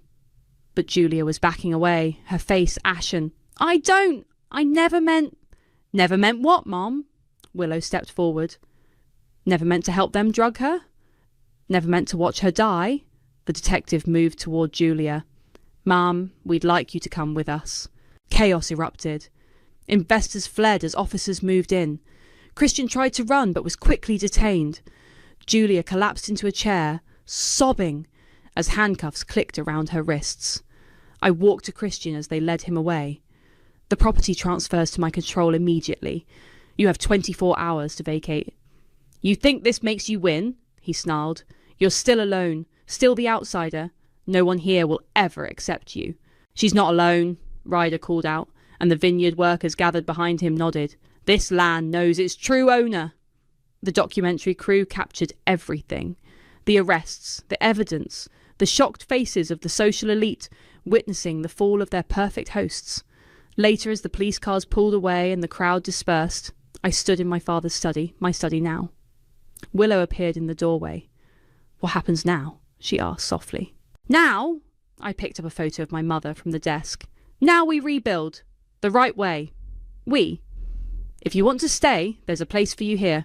For anyone who wants to be part of an honest legacy. She smiled through tears. I'd like that. I looked out over the vineyard where Ryder was already organising the workers for the afternoon shift. The vines stretched endlessly toward the horizon, waiting for a new season of growth. My phone buzzed. Kenneth confirming the property transfer was complete. Everything was mine now. Everything they'd tried to take. But standing there, watching the sun set over my mother's beloved vines, victory felt different than I'd imagined. It felt like a beginning. The media circus lasted weeks. Every morning brought new reporters to the estate gates, hungry for details about the family scandal. I let Kenneth handle most of the interviews while I focused on salvaging what remained of the harvest season. The workers need new equipment, Ryder said, as we walked the rows of vines. Christian let everything deteriorate. Make a list, I replied. Whatever we need, we'll get it. A golf cart approached, carrying Willow and Detective Martinez. We found something, Willow called out, waving a leather-bound book. In the old wine cellar. The detective held up an evidence bag. Your mother's original diary, the complete version. We gathered in the study, my mother's favourite room. Martinez spread the diary pages across the desk while Kenneth took notes. She documented everything, Martinez explained. The threats, the forged documents, even recorded conversations on her phone. She knew they were planning something. But why didn't she run? I asked, touching one of the pages. Why stay? Willow pointed to an entry. Read this. My mother's handwriting was shaky but clear. They threatened Claire's future if I don't cooperate. Vincent says he'll make sure she never sees a penny of her inheritance, never gets near the vineyard again. I have to protect her legacy. I have to find a way. There's more, Martinez said quietly. We found the wine bottle, the one from that night. It still had traces of the sedative they used. Kenneth looked up from his notes. This strengthens the prosecution's case significantly. A knock interrupted us. One of the security guards entered. Ms. Richards, Julia's here. She's asking to speak with you. My aunt sat in her car outside, looking smaller than I remembered. Her designer clothes were replaced by simple slacks and a sweater. "Hello, Claire," she said as I approached. "I've come to confess." I got into the passenger seat. The car smelled of her familiar perfume, bringing back memories of childhood holidays and family dinners. "I'm listening." "That night," she began, her hands tight on the steering wheel, "your mother discovered Christian had been embezzling money. She threatened to expose everything. Vincent, he ordered me to handle it." "By poisoning her?" "It was supposed to be just enough to keep her quiet, confused. But the dose—" Julia's voice cracked. "Christian gave her too much. When she fell, we could have called for help. We should have. But you didn't." "No, we didn't." She turned to face me. "I'm telling the prosecutor everything. About the forged documents, the threats, all of it. I know it doesn't make up for what we did." "No," I said, opening the car door. "It doesn't." Back inside, Ryder waited with urgent news. "The wine critics are here," he said. "They want to know if we're still entering the competition next month." I hadn't even thought about the prestigious annual wine competition, something my mother had always valued highly. "What do we have ready?" "Your mother's special reserve. The last batch she personally oversaw. It's been aging perfectly." I followed him to the cellar where the bottles lay waiting, dusty with time but pristine. "She called it Truth's Harvest," Ryder said, handling a bottle reverently. "Said some wines need time to reveal their full character." Just like revenge, I thought. That evening, I sat alone in the study, surrounded by the day's revelations. My phone buzzed with a text from Kenneth. "Christian's taking a plea deal, 15 years minimum." Another message followed from Willow. "Mum's testimony is tomorrow. She's telling everything." I opened my laptop, where the documentary footage waited for final editing. The working title glowed on the screen. "Inheritance, What They Never Earned." A soft knock made me look up. One of the older vineyard workers, Maria, stood in the doorway. "Miss Claire, we found this while cleaning out the old storage room." She held out a dusty photo album. The pictures inside showed my mother in happier days, teaching me about the vines, showing me how to test the soil.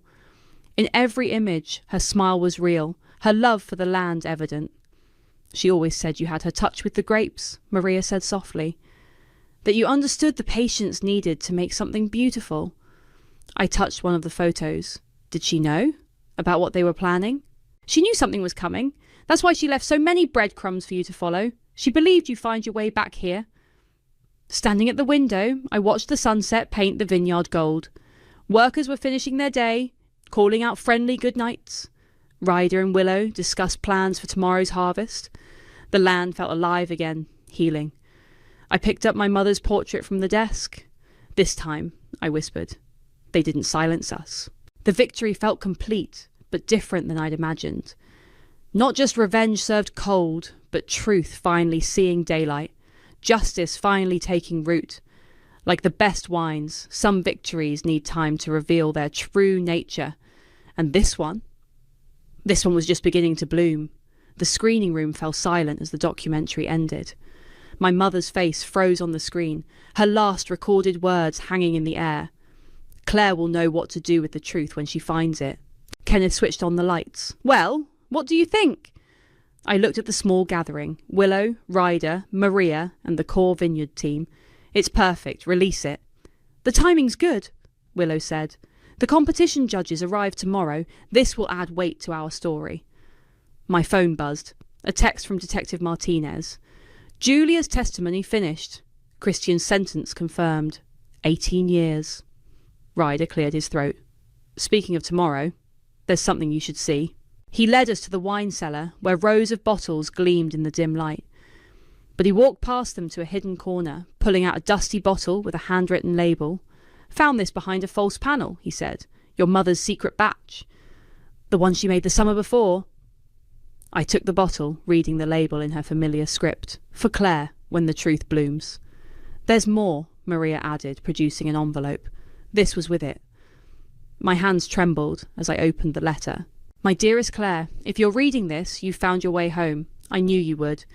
This wine is special, made from the sweetest grapes of that last summer when you helped me tend the vines. I added something unique. Night blooming jasmine, your favourite. They said it couldn't be done, that the flower would overwhelm the grape, but like you, it found its perfect balance. They think they can erase us, silence us, bury the truth under papers and lies. But truth, like wine, has its own time, its own way of surfacing. I'm sorry I couldn't fight them harder. Sorry I couldn't protect you from what was coming, but I left you clues, breadcrumbs, hoping your brilliant mind would piece it together. This bottle isn't just wine, it's our story. Share it when you're ready. Let them taste what they tried to destroy. All my love, Mom. Willow touched my shoulder.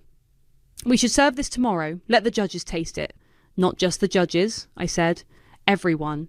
This story belongs to all of us now. The next morning, the estate buzzed with activity. Critics and judges arrived, notebooks ready. Camera crews set up for the documentary's premiere screening. Even some of our harshest industry competitors came, curious about the vineyard that had survived scandal. I stood on the same stage where I'd exposed Christian, but this time to tell a different story. Welcome to Truth's Harvest, I began. Today isn't just about wine, it's about legacy. Real legacy, built on honest soil. The documentary played on outdoor screens while servers circulated with my mother's special vintage. I watched faces change as they sipped. Surprise, then pleasure, then something deeper.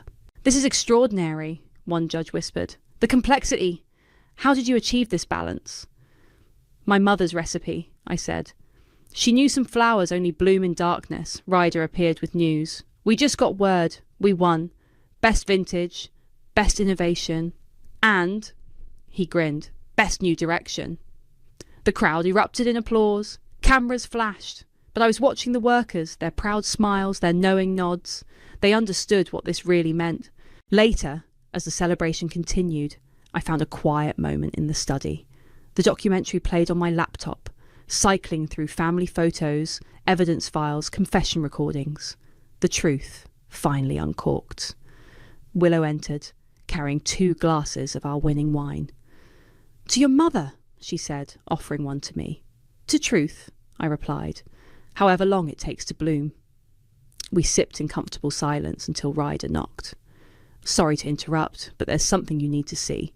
He led us to the vineyard's highest point, where workers had gathered. As the sun set, they raised their glasses, not in celebration, but in quiet remembrance. Maria stepped forward. We planted something special. Look.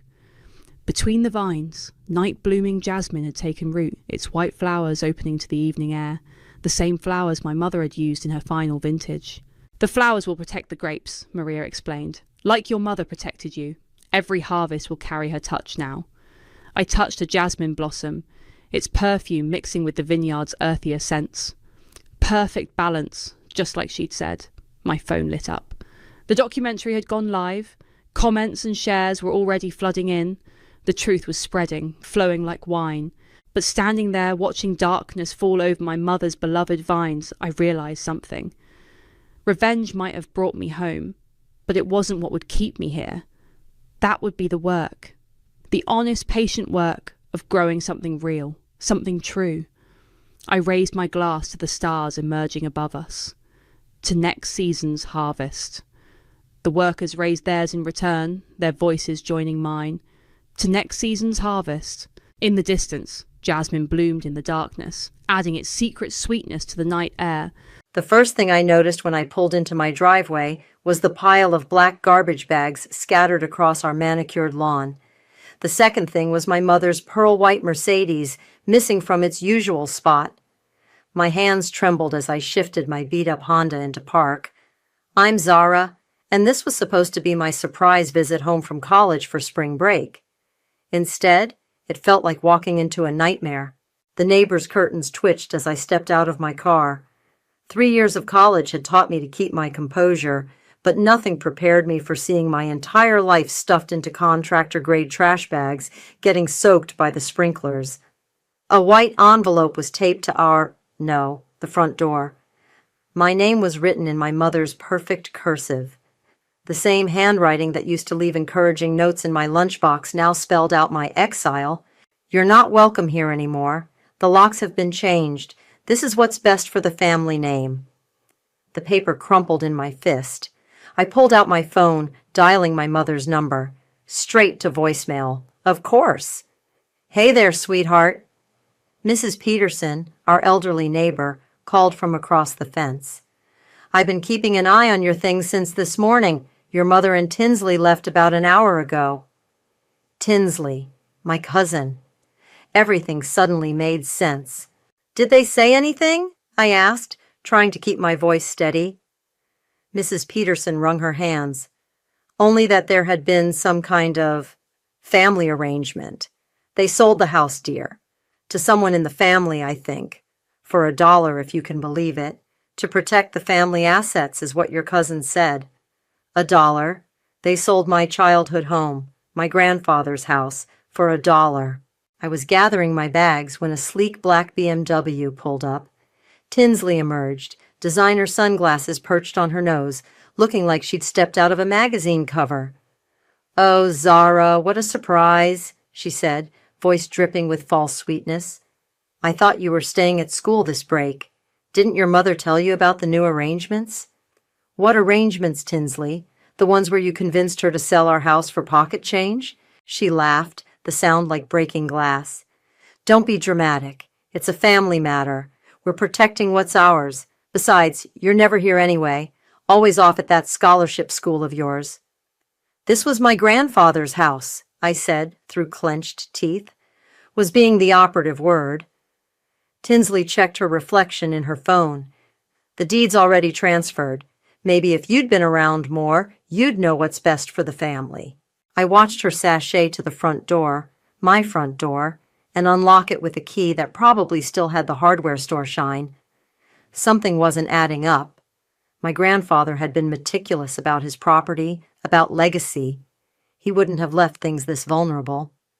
I pulled out my phone again, this time Googling the county recorder's office. My hands shook as I pressed the call button.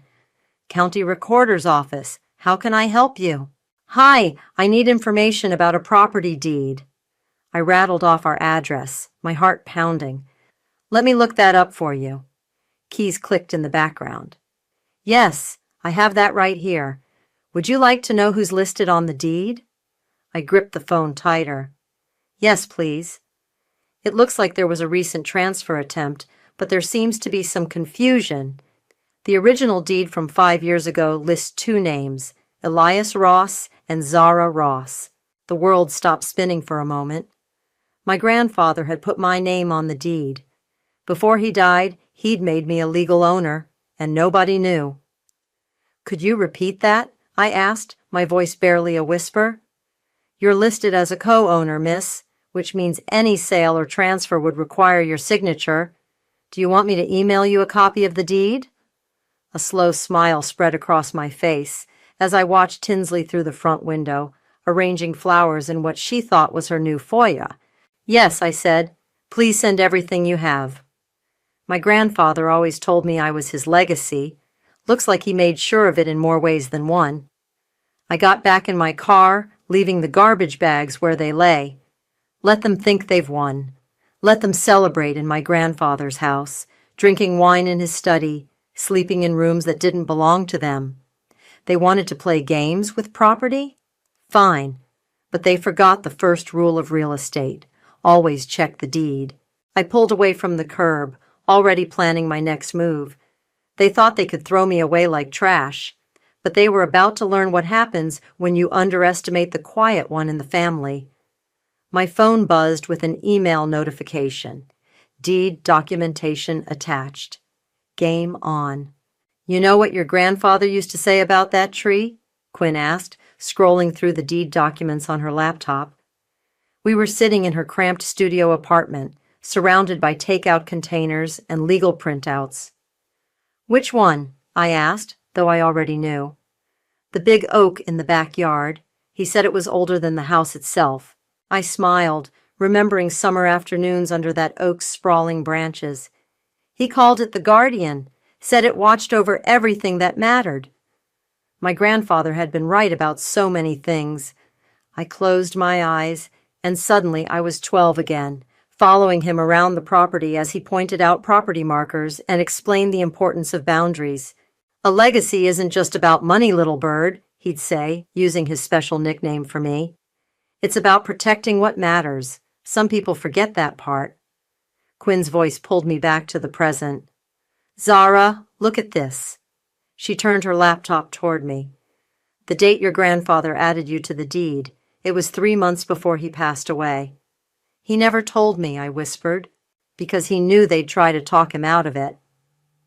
Quinn highlighted a section of text. He did it quietly, legally, with 2 witnesses. Your mother and Tinsley had no idea. I pulled out my phone, opening the Photos app to a picture I'd taken earlier at the county recorder's office. The document was yellowed, but the signatures were clear. My grandfather's steady hand, and next to it, the witnesses, his lawyer and our old gardener. What's your next move? Quinn asked, closing her laptop. Before I could answer, my phone buzzed. A text from an unknown number. Hi, Zara. This is Savannah Franklin from Meridian Real Estate. Your friend Quinn gave me your number. There's something you should know about the zoning changes behind your property. Can we meet? Quinn peered over my shoulder. Perfect timing. I did some digging. Savannah's legit. She specializes in commercial development. I typed back a quick response, setting up a meeting for tomorrow. My phone buzzed again, this time with a call from my mother. I let it go to voicemail. You should hear this, Quinn said, pulling up a local news website. They're rezoning all the land along the creek. The swampy part behind your house? It's about to become prime real estate. The memory hit me like a thunderbolt. My grandfather walking me through that boggy back acre when I was 15. Everyone thinks this land is worthless, he'd said, pointing to the marshy ground. But worthless is just another word for not yet valuable. Remember that, little bird. I grabbed my keys. I need to see something. 20 minutes later, I parked a block away from my old house. The sun was setting, casting long shadows across the property. Through the kitchen window, I could see my mother and Tinsley laughing over wine glasses. But I wasn't interested in the house. I made my way around back, staying close to the neighbor's fence.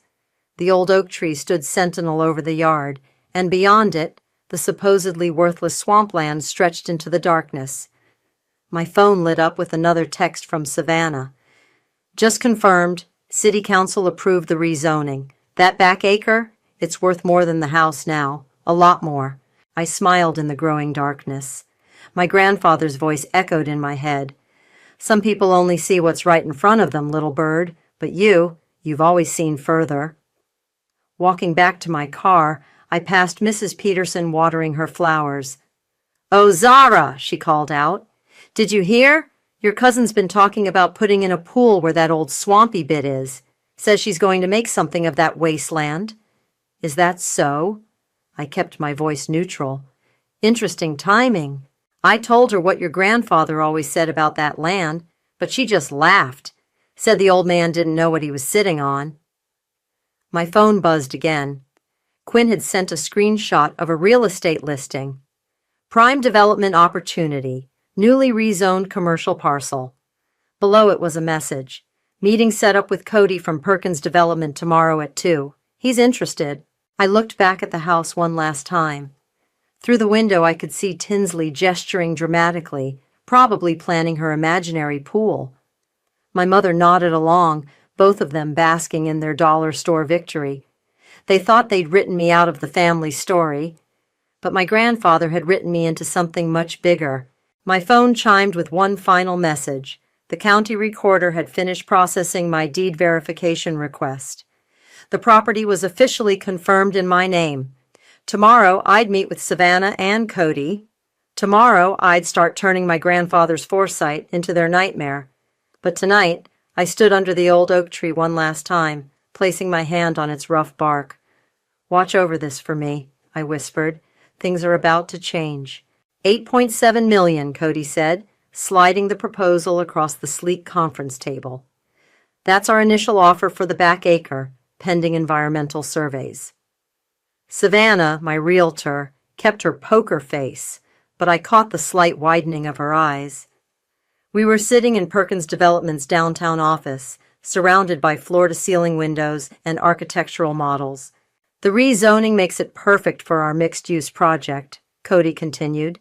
Retail on the ground floor, luxury apartments above. The creek view is a major selling point.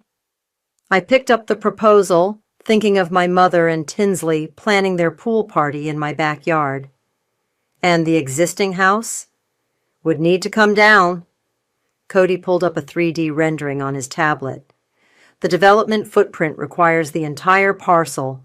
My throat tightened. That house held every memory I had of my grandfather. But then again, my mother and Tinsley had already poisoned those memories. There's just one potential complication, Savannah interjected. The current occupants are illegally attempting to transfer property they don't fully own, I finished. I have the documentation right here. Cody reviewed the deed papers, nodding slowly. This is actually cleaner than most family situations we deal with. You're the legal owner, Ms. Ross. The $1 transfer they attempted was invalid without your signature. My phone buzzed, a social media notification. Tinsley had just posted photos of their garden soiree. Creating new memories in our family estate. Blessed Shior legacy. The images showed my mother and Tinsley posing in sundresses beside my grandfather's prized rose bushes. Uncle Bobby stood in the background, raising a champagne glass. How soon can we move forward, Altin Rao? I asked, turning my phone face down. We've already filed preliminary permits, Cody replied. Standard procedure to lock in the zoning. Your name is on them as the property owner. Savannah raised an eyebrow. That might cause some waves. Let it, I said. When can we close? 30 days, Cody said. We'll need environmental studies, but given the rezoning timeline, we want to move quickly. Another buzz from my phone, a text from Quinn. They're planning some big announcement party next weekend. Tinsley's inviting half the town. Perfect timing. One condition, I said to Cody. Nothing goes public until closing. I want all the paperwork ready, but no announcements. He smiled. Done. Though you should know, construction notices will go out to adjacent properties next week, required by law. That's fine. I signed the preliminary agreement. They'll find out soon enough. Later that evening, I drove past the house again. Caterers were setting up tables in the backyard, my backyard.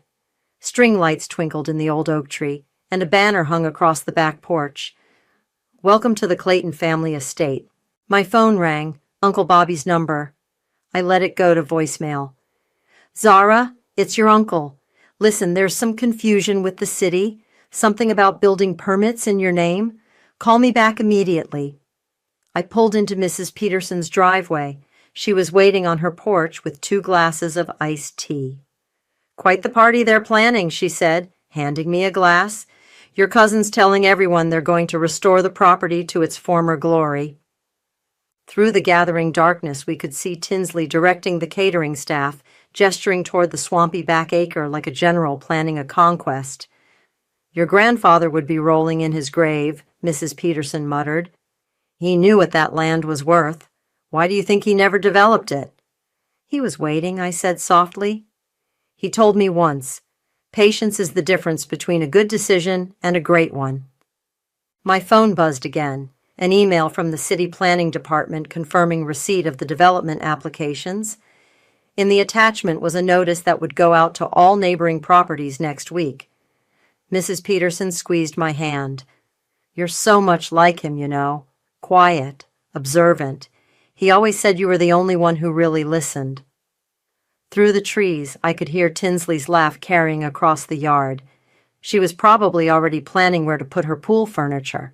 Would you do me a favor? I asked Mrs. Peterson. When you get the construction notice next week, could you make sure to mention it at their party? Her eyes twinkled. Oh, honey, I'll do better than that. I'll bring the actual notice with me. I finished my tea and stood up. In exactly 10 days, that party would become a very different kind of celebration. My phone lit up one last time. An email from Cody's legal team with the preliminary contracts attached. The subject line read, Ready for signatures, 8.7 Mallard Development Agreement. I looked back at the house, at my mother directing caterers under the oak tree's branches. They thought they were celebrating a new beginning. They had no idea it was actually the end. The charity fundraiser was in full swing when I walked through the front doors of my childhood home. Quinn had helped me select the perfect outfit, a black cocktail dress that screamed old money, paired with my grandfather's vintage pearl earrings. "Zara?" Tinsley's voice cut through the crowd. "I didn't expect to see you here." "I bought a ticket," I said, holding up the invitation. "It's for charity, after all." She recovered quickly, plastering on her society smile. "Of course, how community-minded of you, though you might have dressed more appropriately for a garden party." I sipped my champagne. "I dressed for business, actually. I hear there are some interesting development opportunities in the area." Tinsley's smile flickered. Before she could respond, my mother appeared, looking elegant but strained. "Zara, what are you doing here?" "Supporting local causes," I said. "Grandfather always said it was important to invest in the community." Uncle Bobby materialized beside them, his face flushed from too much whiskey. "Speaking of investments, we need to talk about those permit applications." "Bobby," my mother cut him off sharply. "Not now." I watched Mrs. Peterson circulating through the crowd, the construction notice tucked carefully in her purse. Right on cue, she approached our group. "Oh, have you all seen this fascinating document?" She pulled out the notice. "Something about major development plans for the back acre. How exciting!" The color drained from Tinsley's face as she snatched the paper. Her eyes scanned the document, stopping at my name listed as the property owner. "This must be a mistake," she said, her voice tight. "No mistake," I replied. "Just good planning. Grandfather taught me all about that." My mother grabbed my arm, her fingers digging in. "Kitchen, now." She practically dragged me through the crowd of mingling guests, past the caterers, and into the kitchen where I'd once helped my grandfather bake cookies. The slap caught me off guard, stinging across my cheek. "How dare you," she hissed, "coming here trying to ruin everything we've built." "Built?" I laughed. "You mean what you stole? For $1? We did what was necessary to protect this house from your reckless decisions." "My reckless decisions? Like going to college? Like not letting Tinsley control every aspect of my life?" She stepped closer, her voice dropping to a whisper. "You have no right to this property. We made sure of that." I opened my clutch slowly, deliberately. The copy of the original deed felt heavy in my hands. "Actually, Mother, Grandfather made sure of something else." She stared at the document, at the 2 names listed as legal owners. Her hands began to shake. "That's not possible," she whispered. "He wouldn't—" "Wouldn't what? Protect his legacy? Trust me more than you?" The kitchen door swung open. Tinsley stood there, holding the construction notice like it was contaminated. "Aunt Daphne, we have a serious problem. The development company already has all the permits," I finished. "Funny how things work out when you actually own the property." Tinsley's face contorted. "You little—" "Careful!" I cut her off. "There are donors right outside. Wouldn't want to make a scene." Through the kitchen window, I could see Uncle Bobby arguing with Mrs. Peterson, his face getting redder by the second. Guests were starting to stare. "Whatever you're planning," my mother said, "stop it now. Think about the family name." I straightened my grandfather's pearls. "I am thinking about it. I'm thinking about how you threw my belongings onto the lawn in garbage bags. I'm thinking about how you celebrated stealing my inheritance. We didn't steal." "Save it." I headed for the door, then paused. "Oh, and you might want to hold off on those pool plans, Tinsley. The bulldozers will need that space." I walked back into the party, head high, letting the kitchen door swing shut on their stunned faces. Quinn was waiting by the bar, trying not to smile. "How'd it go?" "Better than expected." I grabbed another champagne flute. "Mrs. Peterson, you have impeccable timing." The elderly woman winked. "Your grandfather would be proud, dear. He always said you had steel in your spine." My phone buzzed, a text from Cody. "Final contracts ready. Closing date set. Through the French doors, I could see my mother and Tinsley huddled with Uncle Bobby, their faces pale as they examined the deed copy I'd left behind. "Should we stay for the donor speeches?" Quinn asked. "No need." I set down my glass. I think my point's been made. As we walked out, I heard Tinsley's voice rise in panic. "What do you mean we can't stop her?" The oak tree cast long shadows across the lawn in the setting sun. Soon it would be gone, along with everything else they thought they'd stolen from me. My phone buzzed again, the closing date and time now officially scheduled. Let them panic, let them scheme. In exactly 1 week, they'd learn what it felt like to lose everything, and I'd be there to watch. "Sign here and here," Cody said, sliding the thick contract across the conference table. "Initial each page." My hand was steady as I signed away my childhood home. Quinn sat beside me, reviewing each document with her pre-law precision. Savannah stood by the window, watching the city skyline. $8.7 million, Savannah said, almost reverently. "Your grandfather would be impressed." The last week had been a storm of legal threats and desperate phone calls. Uncle Bobby had tried everything: lawyers, private investigators, even attempting to challenge my grandfather's mental state when he added me to the deed. Nothing stuck. "One last signature," Cody said, "and we're done." My phone buzzed, a voicemail from my mother. "Zara, please, we can talk about this. Whatever you want, money, apologies, anything. Just don't destroy your grandfather's legacy." Delete. I signed the final page. "Congratulations," Cody said, gathering the papers. "Construction starts Monday." Outside the law office, Quinn squeezed my arm. "You okay? I should feel something, right?" I watched the traffic below. Guilt, maybe? Sadness? "They threw your things in garbage bags," Quinn reminded me. "They tried to erase you." My phone rang again. Tinsley this time. I answered on speaker. "You vindictive little snake," she hissed. "Do you have any idea what you've done?" "Sold my property for market value? Unlike some people, I didn't settle for $1. My engagement party is next month. We were going to host it in the garden." I laughed. "Better find a new venue. The bulldozers won't make great party decorations." "Your mother is devastated," Tinsley spat. "She hasn't stopped crying." "Funny, I didn't hear her crying when she changed the locks on me." Quinn gestured to her watch. "We had another meeting with the developers in 20 minutes. "Goodbye, Tinsley. Good luck with the wedding. I hear the community center has a lovely event space." I hung up as she was mid-screech. "That felt good," Quinn admitted. We were heading to the elevator when Mrs. Peterson called. "Zara, dear, you need to come see this. They're having some kind of meltdown on the front lawn." I could hear shouting in the background. "What's happening?"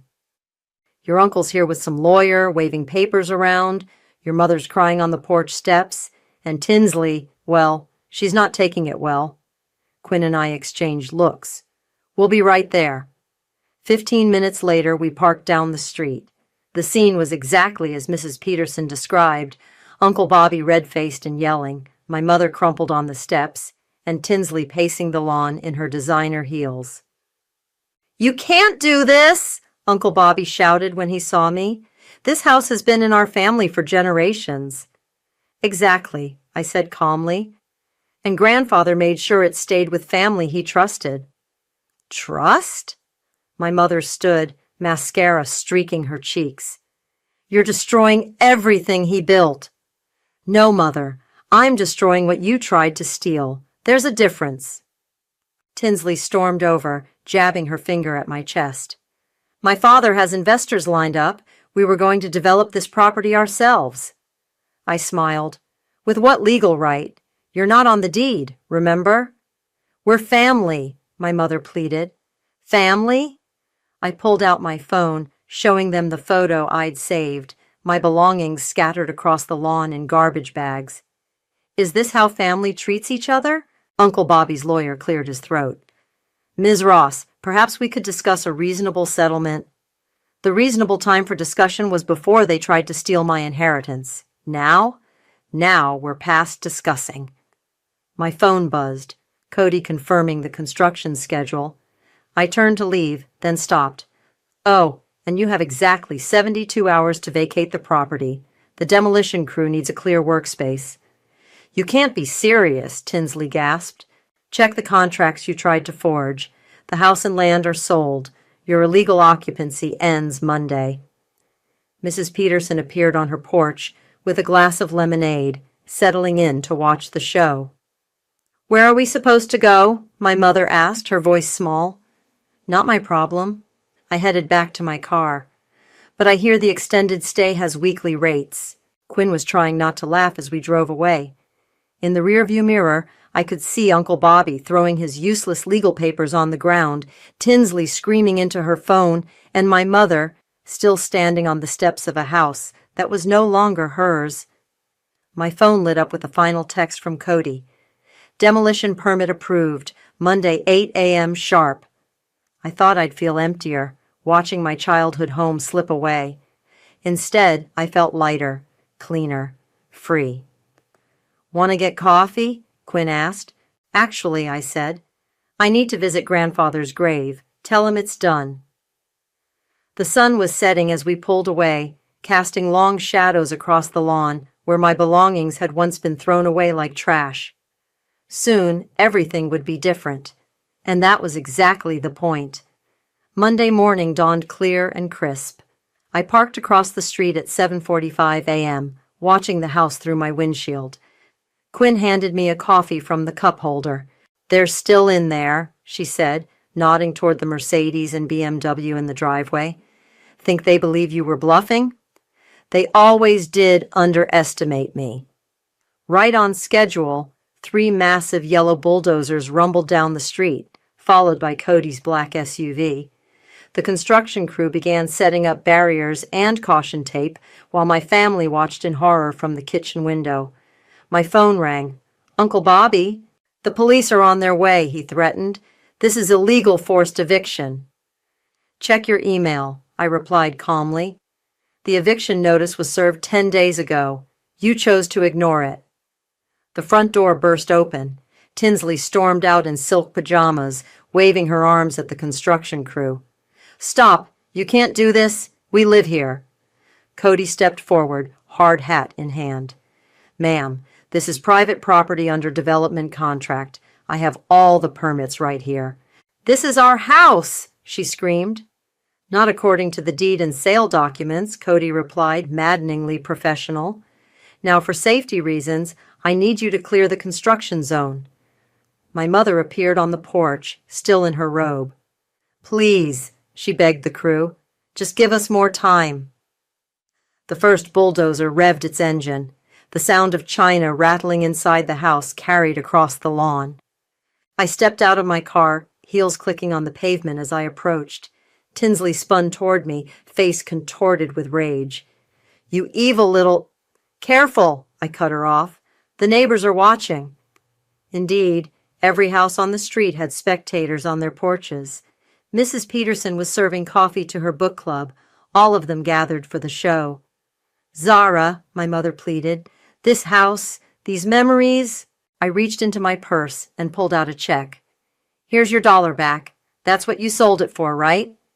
The bulldozer inched forward. The china rattled louder. Uncle Bobby's Mercedes screeched into the driveway, him and his lawyer jumping out.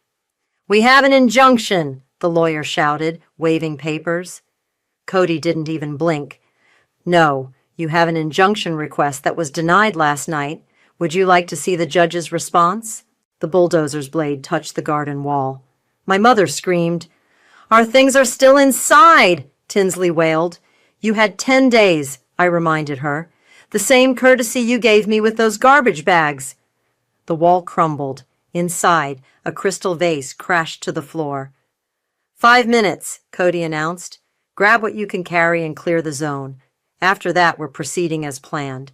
They ran inside in a panic, emerging with armfuls of clothes, jewelry boxes, and photo albums. My mother clutched her prized crystal collection. Tinsley struggled with designer handbags. Your grandfather would hate you for this, Uncle Bobby spat as he carried out his golf clubs. No, I said quietly. He prepared me for this. There's a difference. The bulldozer pushed forward again. The kitchen windows rattled in their frames. Time's up, Cody called out. Clear the zone. My mother stumbled down the steps one last time, mascara streaming down her face. Zara, please. Where are we supposed to go? I looked at the garbage bags they'd stuffed with their belongings, so similar to the ones they'd filled with mine. Not my problem, I echoed her words from months ago. But I hear the extended stay has weekly rates. The first bulldozer slammed into the front wall. The sound of splintering wood filled the air. Tinsley screamed, dropping her armful of shoes. My mother sank to her knees on the lawn. All our memories. Should have thought about that before you threw away mine. The roof began to cave. The old oak tree watched silently as decades of family history crumbled into dust. Quinn appeared at my side, holding out an envelope. Perfect timing. I handed the envelope to my mother. Inside was a single photo, me and my grandfather on the porch steps, his arm around my shoulders, both of us smiling. He knew, I said softly. He knew you'd choose wrong. That's why he chose for you. The house groaned, walls buckling. Uncle Bobby's lawyer was already walking away, shaking his head. Tinsley sat in her BMW, sobbing into her steering wheel. My phone buzzed. A text from Cody. Development plans finalized. Groundbreaking ceremony next week. I watched as the bulldozer took down the last standing wall. Through the dust and debris, I could see straight through to the back acre, the land everyone had dismissed as worthless. Let's go, Quinn said. The demo crew can handle the rest. I took one last look at my mother, still kneeling on the grass, clutching that photo like a lifeline. Goodbye, Mother, I said. Thanks for teaching me exactly what not to do with a legacy. The old oak tree cast its shadow over the ruins as we drove away. Some lessons, it seemed, were worth $8.7 million to teach. The local news vans arrived 3 days after the demolition. I watched the coverage from Quinn's apartment, sipping coffee as the reporter stood in front of the rubble. A family dispute turned property war has left one of the city's oldest homes in ruins, Charine, the reporter said. Sources say the multi-million-dollar development deal has caused irreparable rifts. Quinn muted the TV. Have you seen Tinsley's social media meltdown?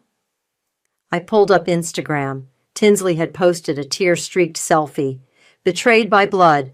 My wedding venue destroyed. Sometimes family hurts you the most. Heartbroken, Char toxic family. The comments were brutal. Her fiancé's family had apparently seen the news coverage. Her engagement's off, Quinn said, scrolling through her phone. His family pulled out after the story broke. Something about concerning family dynamics. My phone rang, a number I didn't recognize. Ms. Ross, this is Margaret from Evergreen Cemetery. We found something unusual during our grounds maintenance. A safety deposit box key was left at your grandfather's grave. Quinn and I exchanged looks. 30 minutes later, we stood in front of his headstone. The morning dew still clung to the grass, and someone had left fresh flowers, not my mother's usual roses. Mrs. Peterson, Quinn guessed, nodding at the wildflowers. She said she visits him sometimes. The groundskeeper handed me the key. It was attached to a familiar leather fob, my grandfather's initials worn soft with age. The box is at First National, I said, recognizing the key type. He used to take me there when I was little. The bank manager recognized me immediately. Your grandfather was very specific about this box, she said, leading us to the vault. It was only to be accessed after certain property transactions were completed. She left us alone with the box. Inside was a leather-bound journal and an envelope with my name on it. Read it, Quinn whispered. The letter was in my grandfather's steady handwriting. My little bird, if you're reading this, then everything has happened as I feared it might. Your mother and cousin always valued appearance over substance, control over growth. I watched them try to clip your wings for years. The journal contains everything, property deeds, account numbers, and most importantly, the truth about our family's legacy. You were never the quiet one they dismissed. You were the watchful one, the patient one. I'm sorry for the pain they caused you, but I'm not sorry for trusting you with everything I built. The last entry is for you alone. Love, Grandfather. Quinn squeezed my hand as I opened the journal to the final page. Zara protects. Zara preserves. She always finds the way. Below was a list of accounts, properties, and investments I never knew existed. The house had just been the beginning. My phone buzzed.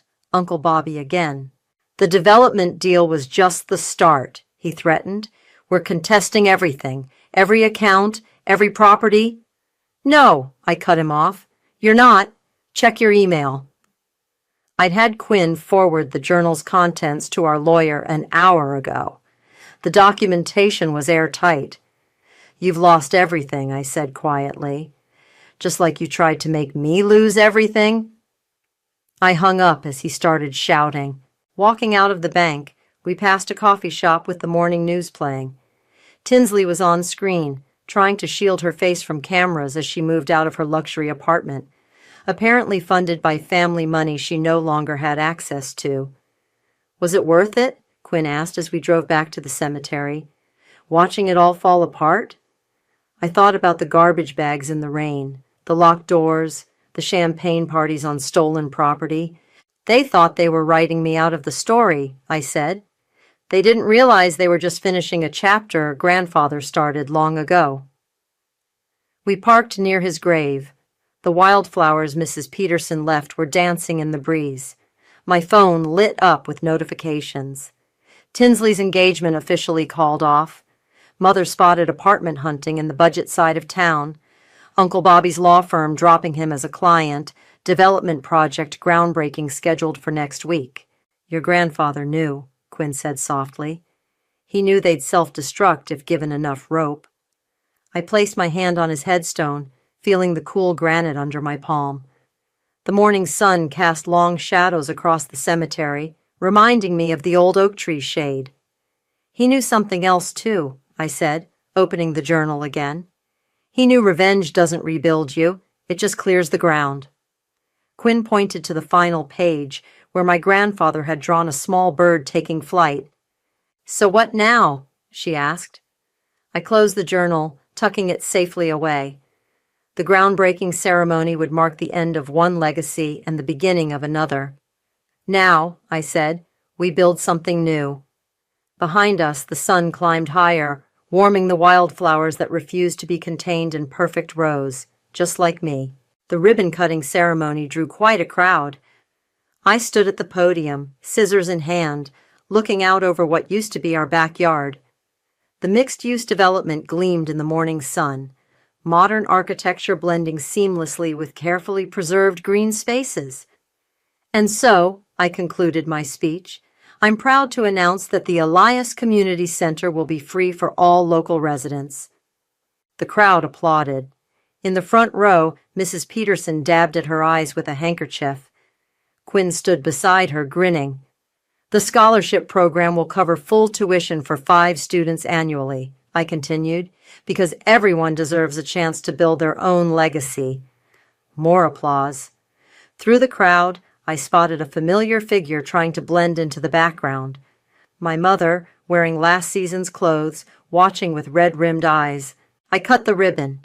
Cameras flashed. The doors opened, revealing the community center's centerpiece, a magnificent stained glass window salvaged from my grandfather's study, now casting rainbow light across the entrance hall. Your grandfather would be proud, Savannah said, joining me as people filed inside. Using the development profits for this? It's what he would have wanted, I replied, building something that lasts. Quinn appeared with a tablet. You should see this. Tinsley's posting about moving to another state. Apparently her social circle doesn't understand her journey. I handed the scissors to an event coordinator. How's her job search going? Not great. Turns out social media influencer doesn't pay like family money did. A hesitant voice behind me. Zara? I turned. My mother stood there, clutching her purse like a shield. The center, she said softly. It's beautiful. It's useful, I corrected her. That's what matters. She glanced at the scholarship announcements posted in the lobby. Your grandfather taught you well. He taught all of us, I said. You just weren't listening. A group of students walked past, touring what would be their new study space. Their excitement was palpable. I was wrong, my mother whispered, about everything. Yes, I agreed. You were. She reached for her purse, hands trembling. I found this in one of the boxes we salvaged. She pulled out a small, worn book.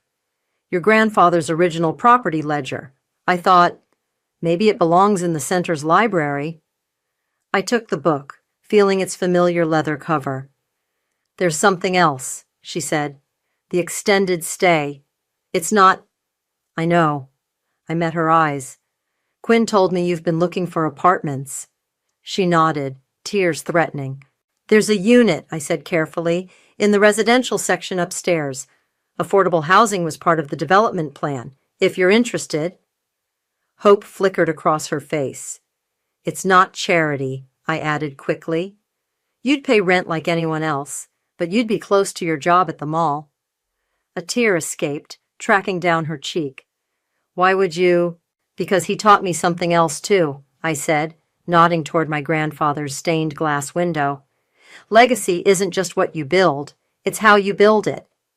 Quinn appeared with more news. Uncle Bobby's wife left him. Something about financial misrepresentation. My mother flinched. The application office is down that hall, I told her, pointing.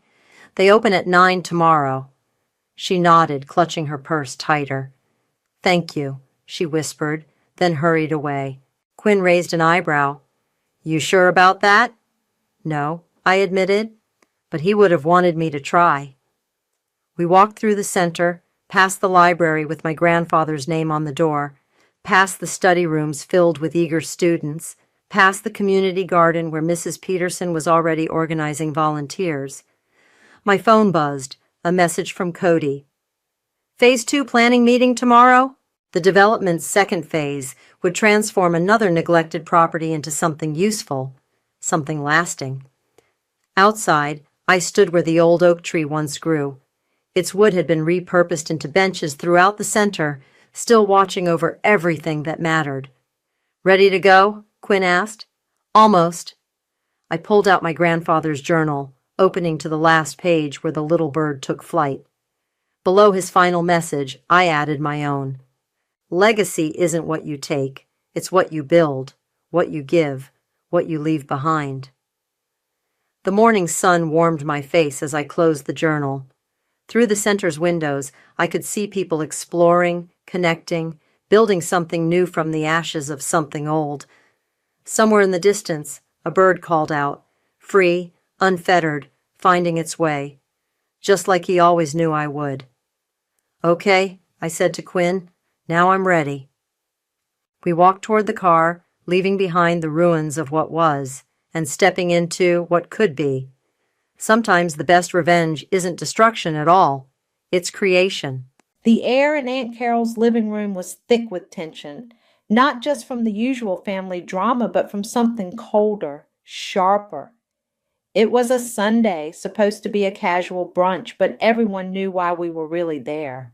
My dad, Gordon, had called this impromptu family meeting. He sat at the head of the dining table looking distraught, but his eyes, when they flickered to my mom, Valerie, were hard.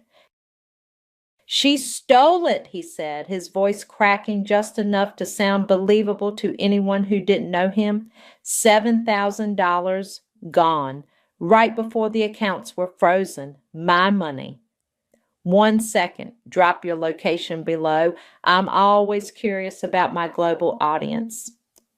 My name is Taya, and I was 23 then, fresh out of college, still trying to figure out where I fit in a family that valued appearances above all else. I'd seen my mom, Valerie, 48, shrink over the past few months of this divorce. She'd been the primary caregiver, always managing the household, but financially she'd relied entirely on Gordon, 52. Now he was using that dependence as a weapon. For weeks, I'd been watching Valerie crumble under the weight of his accusations. Gordon had painted her as a thief, a liar, someone who'd betrayed him. The rest of the family, led by my Uncle Manuel, 54, Gordon's brother-in-law, had bought into it.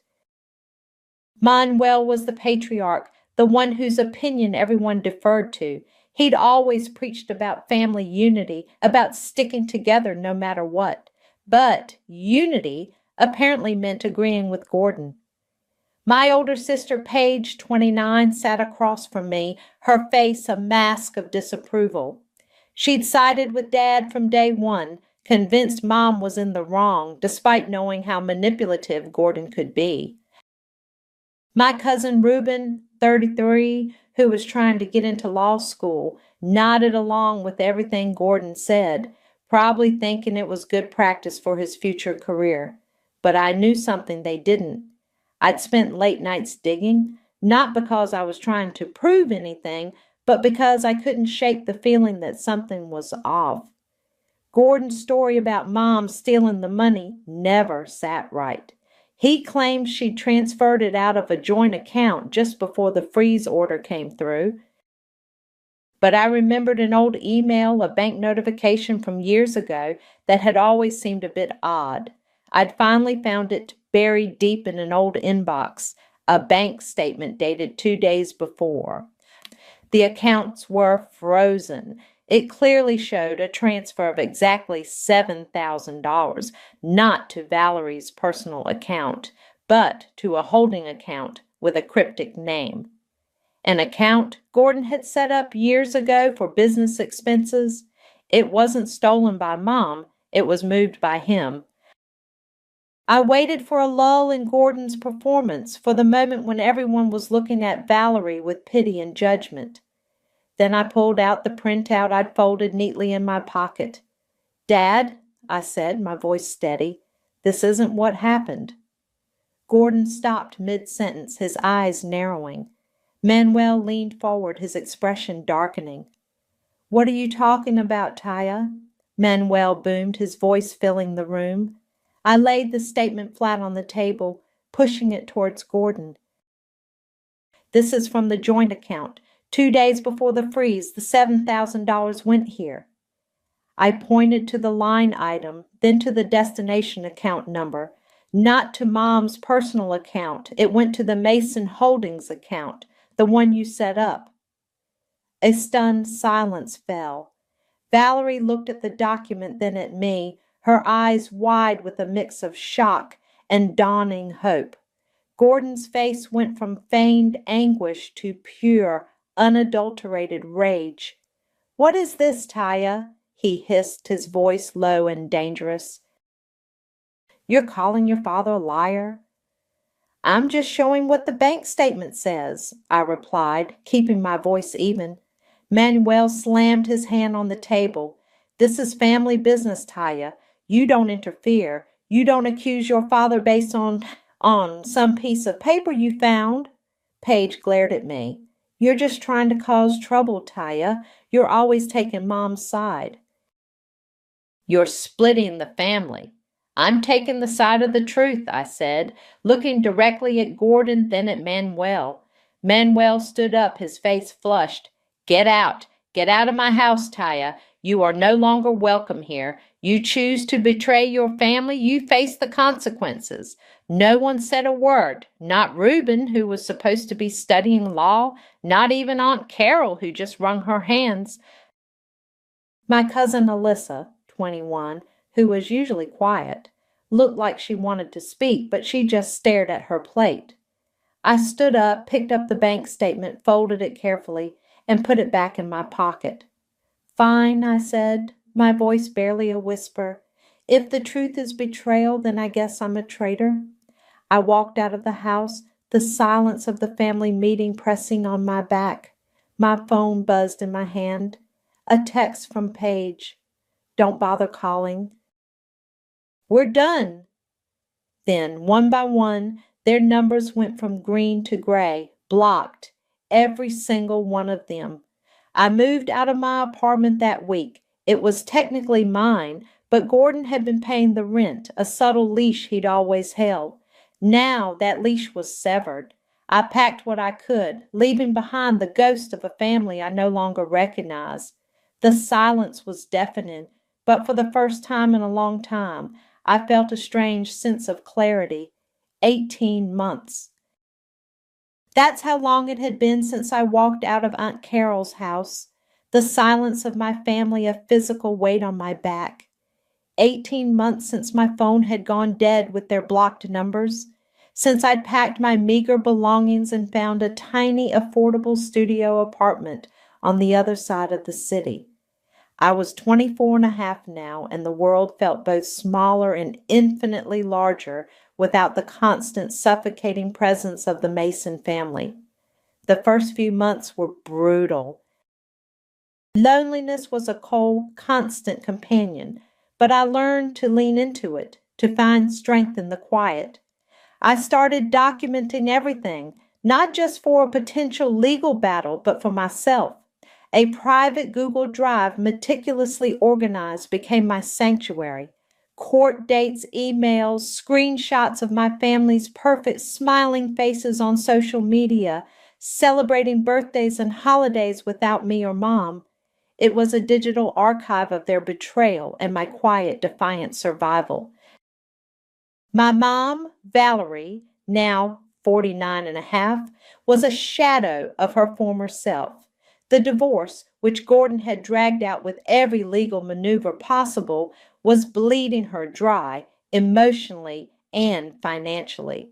I'd watch her on our weekly video calls, her shoulders slumped, her eyes perpetually tired. She'd lost weight, and the confident spark she once had was gone, replaced by a constant low hum of anxiety. "Another extension, Taya," she'd say, her voice flat. "His lawyer filed for more discovery. Again. It's like he's trying to outlive me in court." I'd just listen, offering what comfort I could. I knew Gordon, 53 and a half, was playing a long game. He thrived on control, on wearing people down until they gave in. He was still living in the big house, still projecting the image of the wronged patriarch, while Mom fought for every penny she was owed. Meanwhile, Paige, now 30 and a half, posted pictures of family vacations, smiling with Gordon and Manuel, 55 and a half.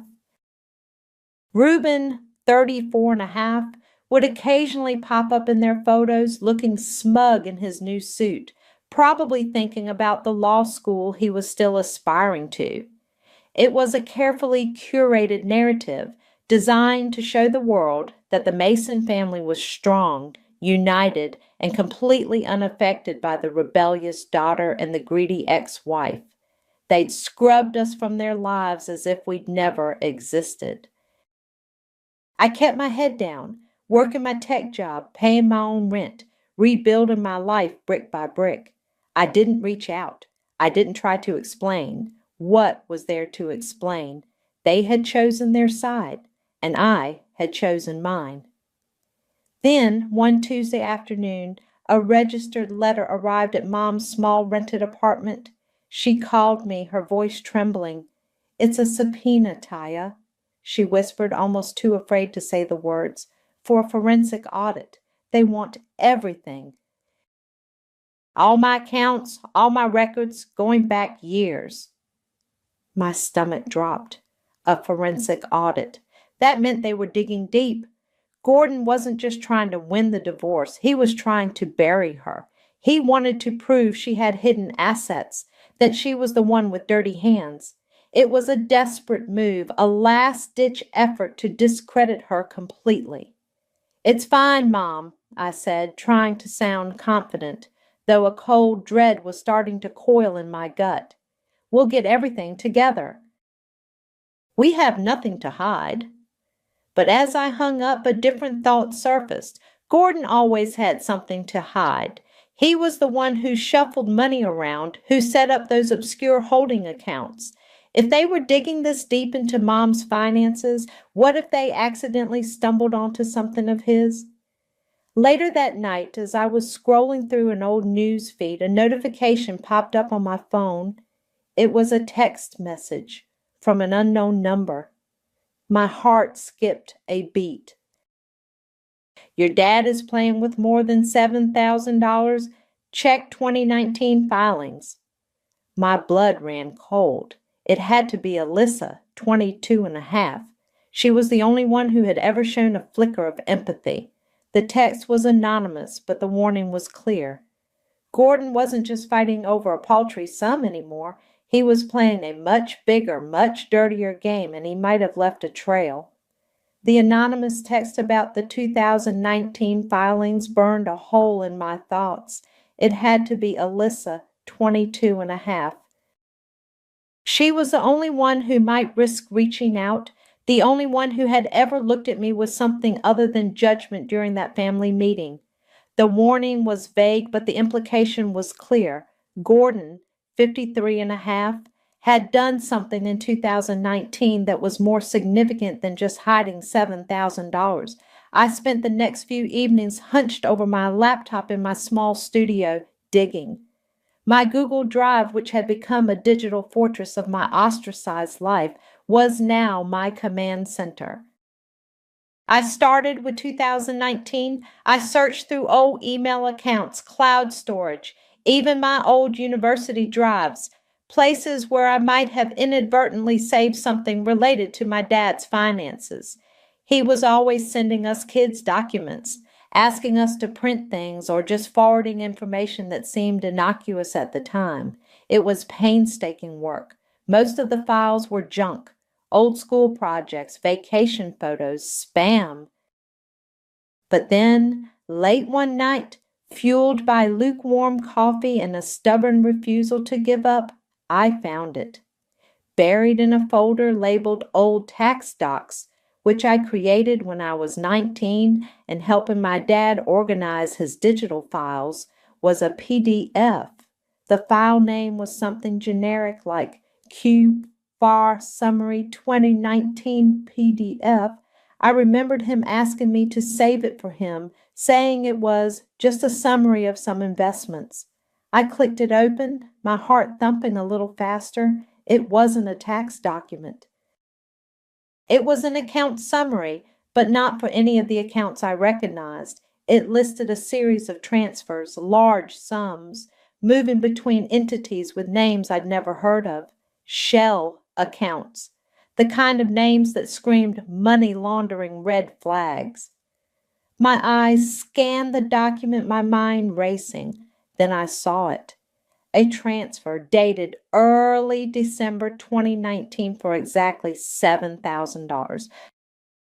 The description was vague, consulting fee, but the destination account number, it was the same one I'd seen on the bank statement I presented at the family meeting, the one Gordon had used to funnel the money into Mason Holdings.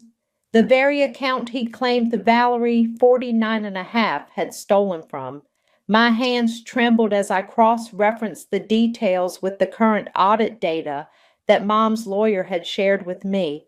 The forensic audit was going to dig into everything. If this document, this simple PDF, was linked to the $7,000 he'd accused Mom of stealing, then it wasn't just about that one transaction. It was about a pattern. The account summary showed multiple transfers over the course of 2019, all leading to various shell accounts, some with names that sounded vaguely familiar, like names of companies my dad had mentioned in passing, but never in detail. It was a spider web, and the $7,000 was just one tiny thread in it. This wasn't just about a divorce anymore. This was about something far more serious: embezzlement, fraud, the kind of thing that could land someone in jail. Gordon, 53 and a half, wasn't just manipulating his family, he was manipulating the system, and he had used me years ago to inadvertently save the evidence. I spent another hour meticulously comparing the document to the limited information I had about Gordon's current financial dealings. The dates, the amounts, the cryptic account names. It all started to form a coherent, terrifying picture. He hadn't just moved $7,000, he had been systematically siphoning money, likely from his own business, through these shell accounts, and then trying to frame Mom for a small portion of it to cover his tracks. The $7,000 was a distraction, a smokescreen. The weight of what I held in my hands was immense. This wasn't just vindication for Mom. It was a potential bombshell that could shatter Gordon's carefully constructed life. I leaned back in my chair, the glow of the screen illuminating my face. The silence of my apartment felt heavy, charged with the implications of what I'd found. I knew I had to be careful. This wasn't just about proving Mom's innocence anymore. This was about exposing a criminal. Just as I was about to shut down my laptop and try to process everything, my phone rang. The screen showed an unknown number. My heart leaped. I almost didn't answer, but something told me to. "Hello?" I said, my voice tight. "Taya?" a voice said, hesitant, almost a whisper. It was Reuben, 34 and a half, my cousin, the aspiring lawyer who had so readily sided with Gordon. "Hey, I think I messed up. I need your help." Reuben's voice, hesitant and a little desperate, was a shock. It had been 18 months, almost to the day, since he'd blocked my number, since he'd sat silently while Manuel, 55 and a half, threw me out. Now he needed my help. The irony was a bitter taste in my mouth. "Help with what, Reuben?" I asked, my voice flat, devoid of any warmth. I was 24 and a half, and the emotional distance I'd built over the past year and a half was a solid wall. He stammered, It's about Dad, Gordon, and the audit. Can I come over? It's important." And sensitive. I hesitated. My gut screamed no. But the anonymous text from Melissa, 22 and a half, about the 2019 filings and the document I just unearthed told me this might be connected. This was my chance to see how deep Gordon's manipulation went and how far his loyalists would bend when their own skin was on the line. "Fine," I said, giving him my address, "but just you." An hour later, my doorbell rang, but it wasn't just Reuben, 34 and a half, standing there. Paige, 30 and a half, was beside him, looking impeccably dressed but with a strained smile, and behind them looming was Manuel, my uncle, the self-appointed family patriarch, who had personally banished me. My jaw tightened. "I said just you, Reuben." Reuben shifted uncomfortably. "They insisted, Taya. It's a family matter." "Funny," I said, my voice dripping with sarcasm. "Last time it was a family matter, I was told to leave." "And then you all blocked me." Manuel stepped forward, his usual bluster muted by a forced calm. "Taya, we're here because we need to talk. This situation with Gordon and Valerie, it's getting out of hand. It's affecting all of us." I crossed my arms, leaning against my door frame, making no move to invite them in. This was my space, my sanctuary, and they were not welcome to pollute it with their hypocrisy. "Affecting you how exactly?" Reuben finally spoke up, his face pale. "The forensic audit. It's not just looking at Aunt Valerie's accounts, it's looking at Dad's business accounts too. And there's something about a family investment trust he set up a few years ago. Manuel and we were listed as beneficiaries, and now it looks fraudulent." My eyes flickered from Reuben to Manuel. Gordon, 53 and a half, had always been good at pulling people into his schemes, making them feel like part of something exclusive, something profitable. A family investment trust was classic Gordon. He'd probably use their names to legitimize something shady without them fully understanding the implications. "Fraudulent how?" I prompted, enjoying the discomfort radiating from them. Paige finally chimed in, her voice tight. The lawyers are saying it looks like a shell company and that some of the money that went into it, it might have been diverted from Dad's business. If it's tied to us, we could be implicated. Manuel cleared his throat. Gordon assured us it was all legitimate, a way to protect family assets. But now, with this audit, they're asking questions. Questions we can't answer without looking guilty. His usual domineering tone was gone, replaced by a desperate plea. Taya, you know Gordon. You always understood his methods. We need your help. Valerie's case could hurt us all. The audacity. They had cut me off, humiliated me, and now, when Gordon's house of cards threatened to collapse on them, they came crawling back. They weren't concerned about justice for Valerie, 49 and a half.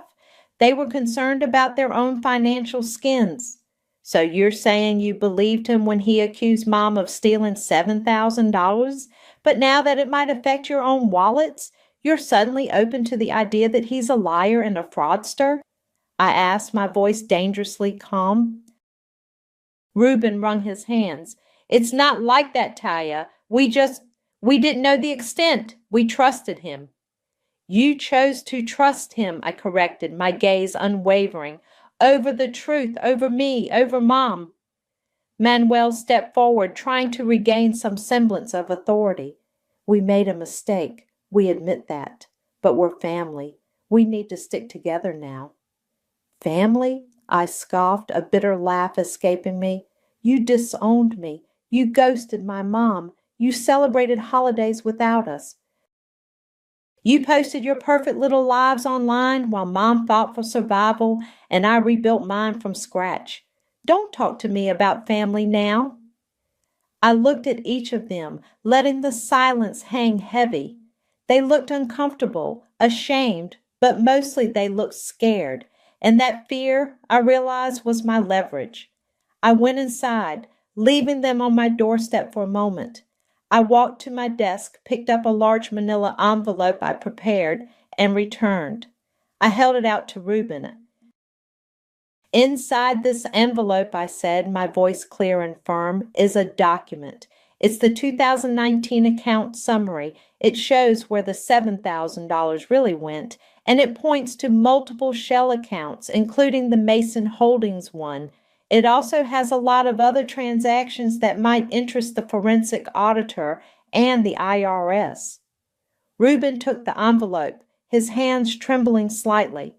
Paige and Manuel stared at it, their eyes wide.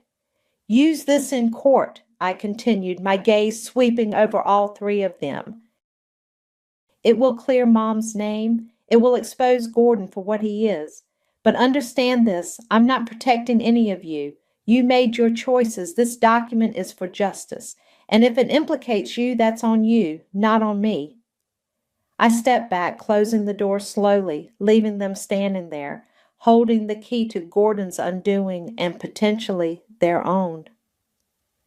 The day of the hearing arrived, a crisp Tuesday morning, almost exactly 18 months since I'd been cast out. I didn't go to the courthouse. My presence wasn't needed, and honestly, I had no desire to see my family's faces, not after the crocodile tears and desperate pleas on my doorstep. I was 24 and a half, and my peace was more valuable than front row seats to their reckoning. My mom, Valerie, 49 and a half, called me that morning, her voice a mix of nerves and a fragile hope. Reuben's here, she said, referring to my cousin, 34 and a half. He brought the envelope. My lawyer, Mr. Davies, is reviewing it now. I just told her to stay strong, to trust her lawyer, and to remember that the truth was on her side. I didn't mention the document's full implications. Not yet. She had enough to deal with. I spent the day at work trying to focus, but my mind kept drifting to the courtroom. I imagined the scene, Gordon, 53 and a half, in his expensive suit, probably still trying to project an air of injured innocence. Valerie, small and tired, but with a quiet dignity. And then Reuben Page, 30 and a half, and Manuel, 55 and a half, sitting there waiting for the shoe to drop. Around midday, my phone buzzed. It was Alyssa, 22 and a half, the anonymous text sender. OMG Taya, her message read, "It's happening. Reuben just presented the document. Dad is losing it." A few minutes later, another text from Alyssa. "They're talking about offshore accounts, shell companies. The judge looks furious." Then a flurry of activity on social media. My phone started blowing up with notifications. Someone had apparently started live streaming snippets from the courtroom, or at least recording and uploading them almost immediately. The first clip I saw was grainy, shaky, but unmistakable. It was Gordon on the stand being cross-examined. His face, usually so composed, was contorted in a mask of disbelief and anger. The lawyer, Mr. Davies, was holding up a document. It was clearly the 2019 account summary I'd given Reuben. Mr. Davies's voice was calm, methodical, cutting through the courtroom's tension. "Mr. Mason, can you explain this transfer of $7,000 on December 3rd, 2019 to the Mason Holdings account, just 2 days before the joint accounts were frozen?" Gordon stammered. That was a legitimate business transfer. Nothing to do with the divorce. "And yet, Mr. Davies continued, his voice rising slightly, "you simultaneously accused your wife, Valerie Mason, of stealing that exact sum from the joint account, a sum which, according to this document, was never transferred to her, but rather to an account under your sole control, an account, I might add, that appears to be one of several shell entities used for a series of substantial offshore transfers throughout 2019. Gordon's face went white. He started to protest, to shout, but the judge quickly intervened, gaveling for order. The next clip showed the judge, his face grim, instructing the court reporter to mark several documents as evidence and to note the testimony. He also mentioned something about referring the matter to the proper authorities for further investigation. My phone continued to buzz. More clips appeared. Gordon, red-faced, pointing at Reuben, shouting, "You betrayed me!" "You gave them that?" Reuben looked terrified, shrinking in his seat. Paige had her hand over her mouth, her eyes wide with shock. Manuel just sat there, rigid, his face a mask of disbelief. The narrative was collapsing. The $7,000, once the centerpiece of Gordon's accusations, was now a tiny incriminating thread in a much larger, darker tapestry of financial malfeasance.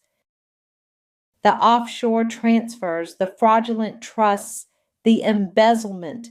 It was all coming out, live and unfiltered, for anyone with an internet connection to see. I watched, detached, as Gordon's carefully constructed image shattered. He was no longer the wronged patriarch. He was a cornered rat, exposed by his own greed and the very family members he'd tried to implicate. Later that afternoon, a new hashtag started trending on social media. Suddenly, Taya was right. It was slow at first, then picked up speed. People were sharing the clips, commenting on the hypocrisy, the injustice, and the sudden dramatic turn of events. Strangers, thousands of them, were validating what I'd known all along. That night, Valerie called me, her voice thick with tears, but this time they were tears of relief. "Taya," she sobbed, "it's over. He was exposed. The judge, he's furious. Thank you. Thank you." I heard the quiet strength returning to her voice, the first glimmer of her old self I'd heard in years. It was a beautiful sound. Just as I hung up, my phone vibrated again, a text from Reuben. "We think he might be arrested." Reuben's text, "We think he might be arrested," proved to be an understatement. The seismic shift in the courtroom had immediate repercussions. Within days, investigators were digging deeper. The forensic auditor, Angel Nichols, 24, who had been assigned to Valerie's case, was particularly interested in the 2019 account summary. I got a call from her not directly but through Valerie's lawyer, Mr. Davies. She wanted to know how I came across the document. I explained carefully how I'd found it, buried in old files, a relic from a time when I was just a naive 19-year-old helping my dad. I didn't embellish, just stuck to the facts. She seemed to understand. The IRS came knocking on Gordon's door shortly after.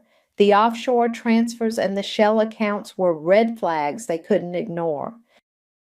The media, fueled by the viral courtroom clips and the Utah Was Right hashtag, picked up the story with a vengeance.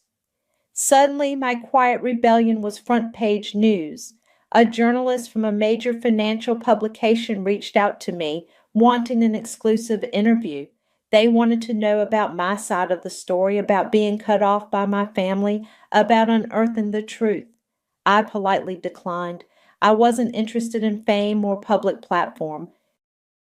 My goal had been justice for my mom, Valerie, 49 and a half, and to expose Gordon, 53 and a half, for what he was. The public validation was a side effect, not the main objective. But I knew the story needed to be told fully, accurately, and without my personal bias coloring it. So, anonymously, I leaked the entire Dropbox folder, the one I'd been meticulously curating for the past 18 months, to a few trusted, reputable, investigative journalists I'd researched online. It contained every email, every screenshot, every court document, every piece of evidence I had gathered.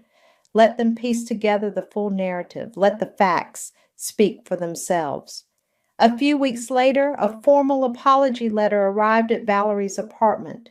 It was from Gordon's attorney, a dry, legalistic acknowledgement of misunderstandings and an offer to settle the divorce with full spousal support and a generous share of filtered assets.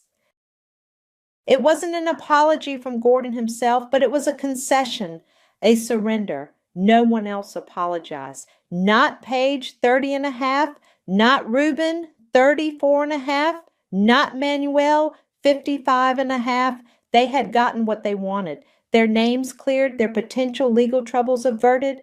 But the humiliation of being exposed by me, the one they had cast out, was too much for their pride. They closed ranks again, even tighter than before, embarrassed that I had flipped the narrative so completely. I saw their social media posts. They were back to their curated perfection, but now with a subtle defensiveness. No mention of me, of course. No mention of the truth. Just veiled references to difficult times and moving forward. One afternoon, my phone buzzed. It was a call from an unknown number. I answered cautiously. Taya? It was Alyssa, 22 and a half. Her voice was choked with emotion. It's Alyssa. Hey, I said, surprised she was calling. She'd only ever texted anonymously before. I had to call, she whispered, her voice cracking. I saw what you did, what you found, and thank you for not wrecking everyone's lives when you had the chance. I knew what she meant. I could have used the information to publicly implicate Reuben and Manuel, to expose their complicity in Gordon's schemes, but I hadn't. I had given them the document to use, knowing it would protect them from Gordon's fallout, but also knowing it would expose him. I hadn't gone for scorched earth. I had gone for justice. I just wanted the truth out there. Alyssa, I said, my voice soft. That's all. I know, she said, and I could hear her crying quietly. I'm sorry, Taya, for everything, for how they treated you. It wasn't an apology from the family, but it was an apology from someone who mattered. It was a small crack in the wall of silence, a quiet acknowledgement that meant more than any public declaration.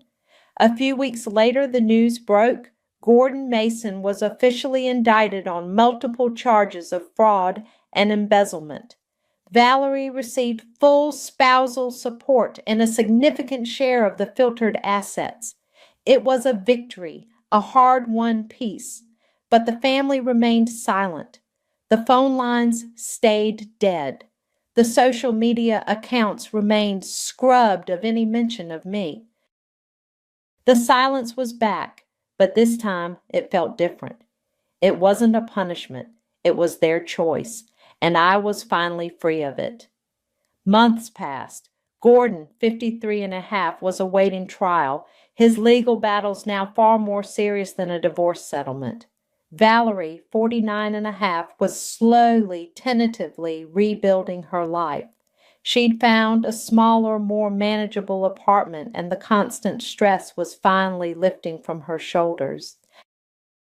We talked every day, and I could hear the old spark returning to her voice. My own life had settled into a new rhythm. The initial media frenzy had died down, but the story of the Mason case had resonated. The anonymous Dropbox folder I'd leaked had provided enough material for several in-depth articles and eventually a true crime documentary series. One evening, I was curled up on my couch in my tiny studio, scrolling through TikTok, when a notification popped up. New episode, Family Fraud, the Mason Case. It was the documentary. I clicked on it, a strange mix of dread and morbid curiosity churning in my stomach. The episode started with a dramatic voiceover, detailing Gordon's rise, his carefully constructed image, and then the sudden public collapse of his empire. They showed clips from the courtroom, the viral moments of Gordon's unraveling. They interviewed Angel Nichols, 24, the forensic auditor, who spoke calmly about the complexities of financial fraud and the unusual nature of how the initial evidence came to light. They even showed snippets of the social media frenzy, the Seri Taya was right hashtag flashing across the screen. My name wasn't mentioned directly, but the narrative was clear. The daughter who stood by her mother was the quiet hero. Strangers on TikTok in the comment section were cheering me on, praising my courage, celebrating the karmic justice. It was a strange, surreal experience, watching my family's dirty laundry aired for the world and being hailed as a silent champion. But as I watched, a hollow feeling settled in my chest. My phone sat beside me, silent. No call from Paige, 30 and a half. No text from Reuben, 34 and a half. No word from Manuel, 55 and a half. My name was cleared publicly, my actions vindicated by thousands of strangers, but privately the silence from my family remained absolute. It was a strange kind of victory. I had achieved justice. Gordon was facing the consequences of his actions. Valerie was free. But the family that had cast me out remained a closed unit, their pride too great to admit their error, their loyalty to Gordon, even in his disgrace, still stronger than their willingness to acknowledge the truth I had brought to light. I realized then that revenge wasn't validation. It was liberation. I didn't need their apology. I didn't need their acceptance. Their silence was no longer a punishment. It was simply a reflection of who they were and who I was not. I was free of their manipulation, their gaslighting, their toxic loyalty. Later that night, unable to sleep, I opened TikTok. I recorded a short video, just my face, looking directly into the camera. My voice was calm, almost detached. "Sometimes," I said, a slight knowing smile playing on my lips, "the wolves wear wedding rings and matching Christmas sweaters." I didn't explain it. I didn't need to. The people who knew, knew. The people who understood, understood. It was a cryptic message, a final, quiet mic drop. I posted it and immediately felt a lightness, a sense of finality. The next morning, Valerie called me, her voice trembling. "Taya," she said, "I got a letter in the mail." "What kind of letter?" I asked, my heart suddenly pounding. "From Gordon," she whispered. "He wrote it before the indictment, a confession." My breath hitched. A confession, after all this time. "What does it say?" I asked, my voice barely audible. "He admits to everything," Valerie said, her voice a mix of shock and a strange, quiet triumph. "The offshore accounts, the trusts, the money. He says he thought he was untouchable. He says he ends it with, 'I thought you'd never fight back.'" I closed my eyes. "I thought you'd never fight back." That was it. That was the core of it all. He had underestimated us. He had underestimated me, and that underestimation had been his undoing. It was a quiet Tuesday afternoon, nearly 6 months after Gordon's indictment and the airing of the documentary. The leaves on the trees outside my window were starting to turn, a vibrant, defiant splash of color against the encroaching gray of autumn. I was 25 now, and the world felt infinitely lighter. I was on my way to visit Mom Valerie, who was 50. She'd settled into her new, modest apartment across town. It wasn't the sprawling house she'd shared with Gordon, but it was hers, truly hers, filled with her own choices and a palpable sense of peace. I stopped at a small florist and picked out a bouquet of bright yellow sunflowers, her favorite. When I arrived, she greeted me with a genuine smile, a warmth that had been missing for years. The lines of stress around her eyes had softened, and she looked healthier, more vibrant.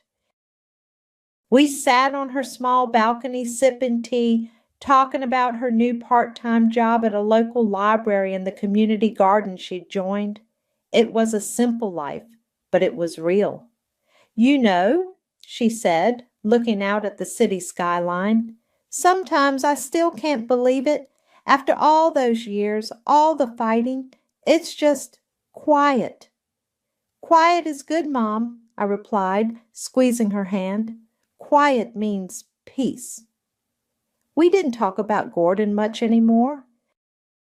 His trial was ongoing, a slow bureaucratic process, but the outcome felt inevitable. The confession letter he'd sent Mom, the one ending with, "I thought you'd never fight back," was a constant reminder of his hubris and his ultimate downfall. When I got back to my own apartment, there was a package waiting at my door. It was a flat, heavy envelope, officially sealed from the state attorney's office. My heart gave a little thump. I knew what it was. I opened it carefully. Inside was a hard copy of the final court documents related to Valerie's divorce settlement, officially recorded. It detailed the full spousal support, the division of assets, the clear exoneration of Valerie from any accusations of theft.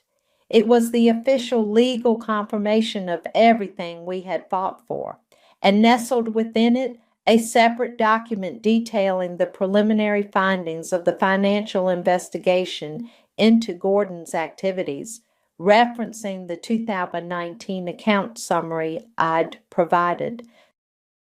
I laid the documents out on my small kitchen table. The paper felt solid, real. This wasn't just a digital file anymore. This was tangible proof. I picked up a permanent marker. On the top page of the divorce settlement in bold, decisive letters, I wrote one word, "closed." I then took a deep breath, gathered all the documents, and walked over to a small, fireproof safe I kept hidden in my closet. I placed the stack inside, locking it with a quiet click. It wasn't about holding on to it for future battles. It was about filing it away permanently. It was done. The silence from my family remained. No calls, no texts, no unexpected visits from Paige, Reuben, or Manuel. They had chosen their path and I had chosen mine. The public validation, the documentary, the trending hashtags, it had all been a powerful cathartic echo of vindication. But the true liberation had come from realizing I didn't need their acknowledgement to be whole. I thought about the family gatherings, the forced smiles, the unspoken rules. They had preached about blood being thicker than water, about loyalty above all else. But when the truth had spilled, when it threatened their carefully constructed world, they had bled the fastest.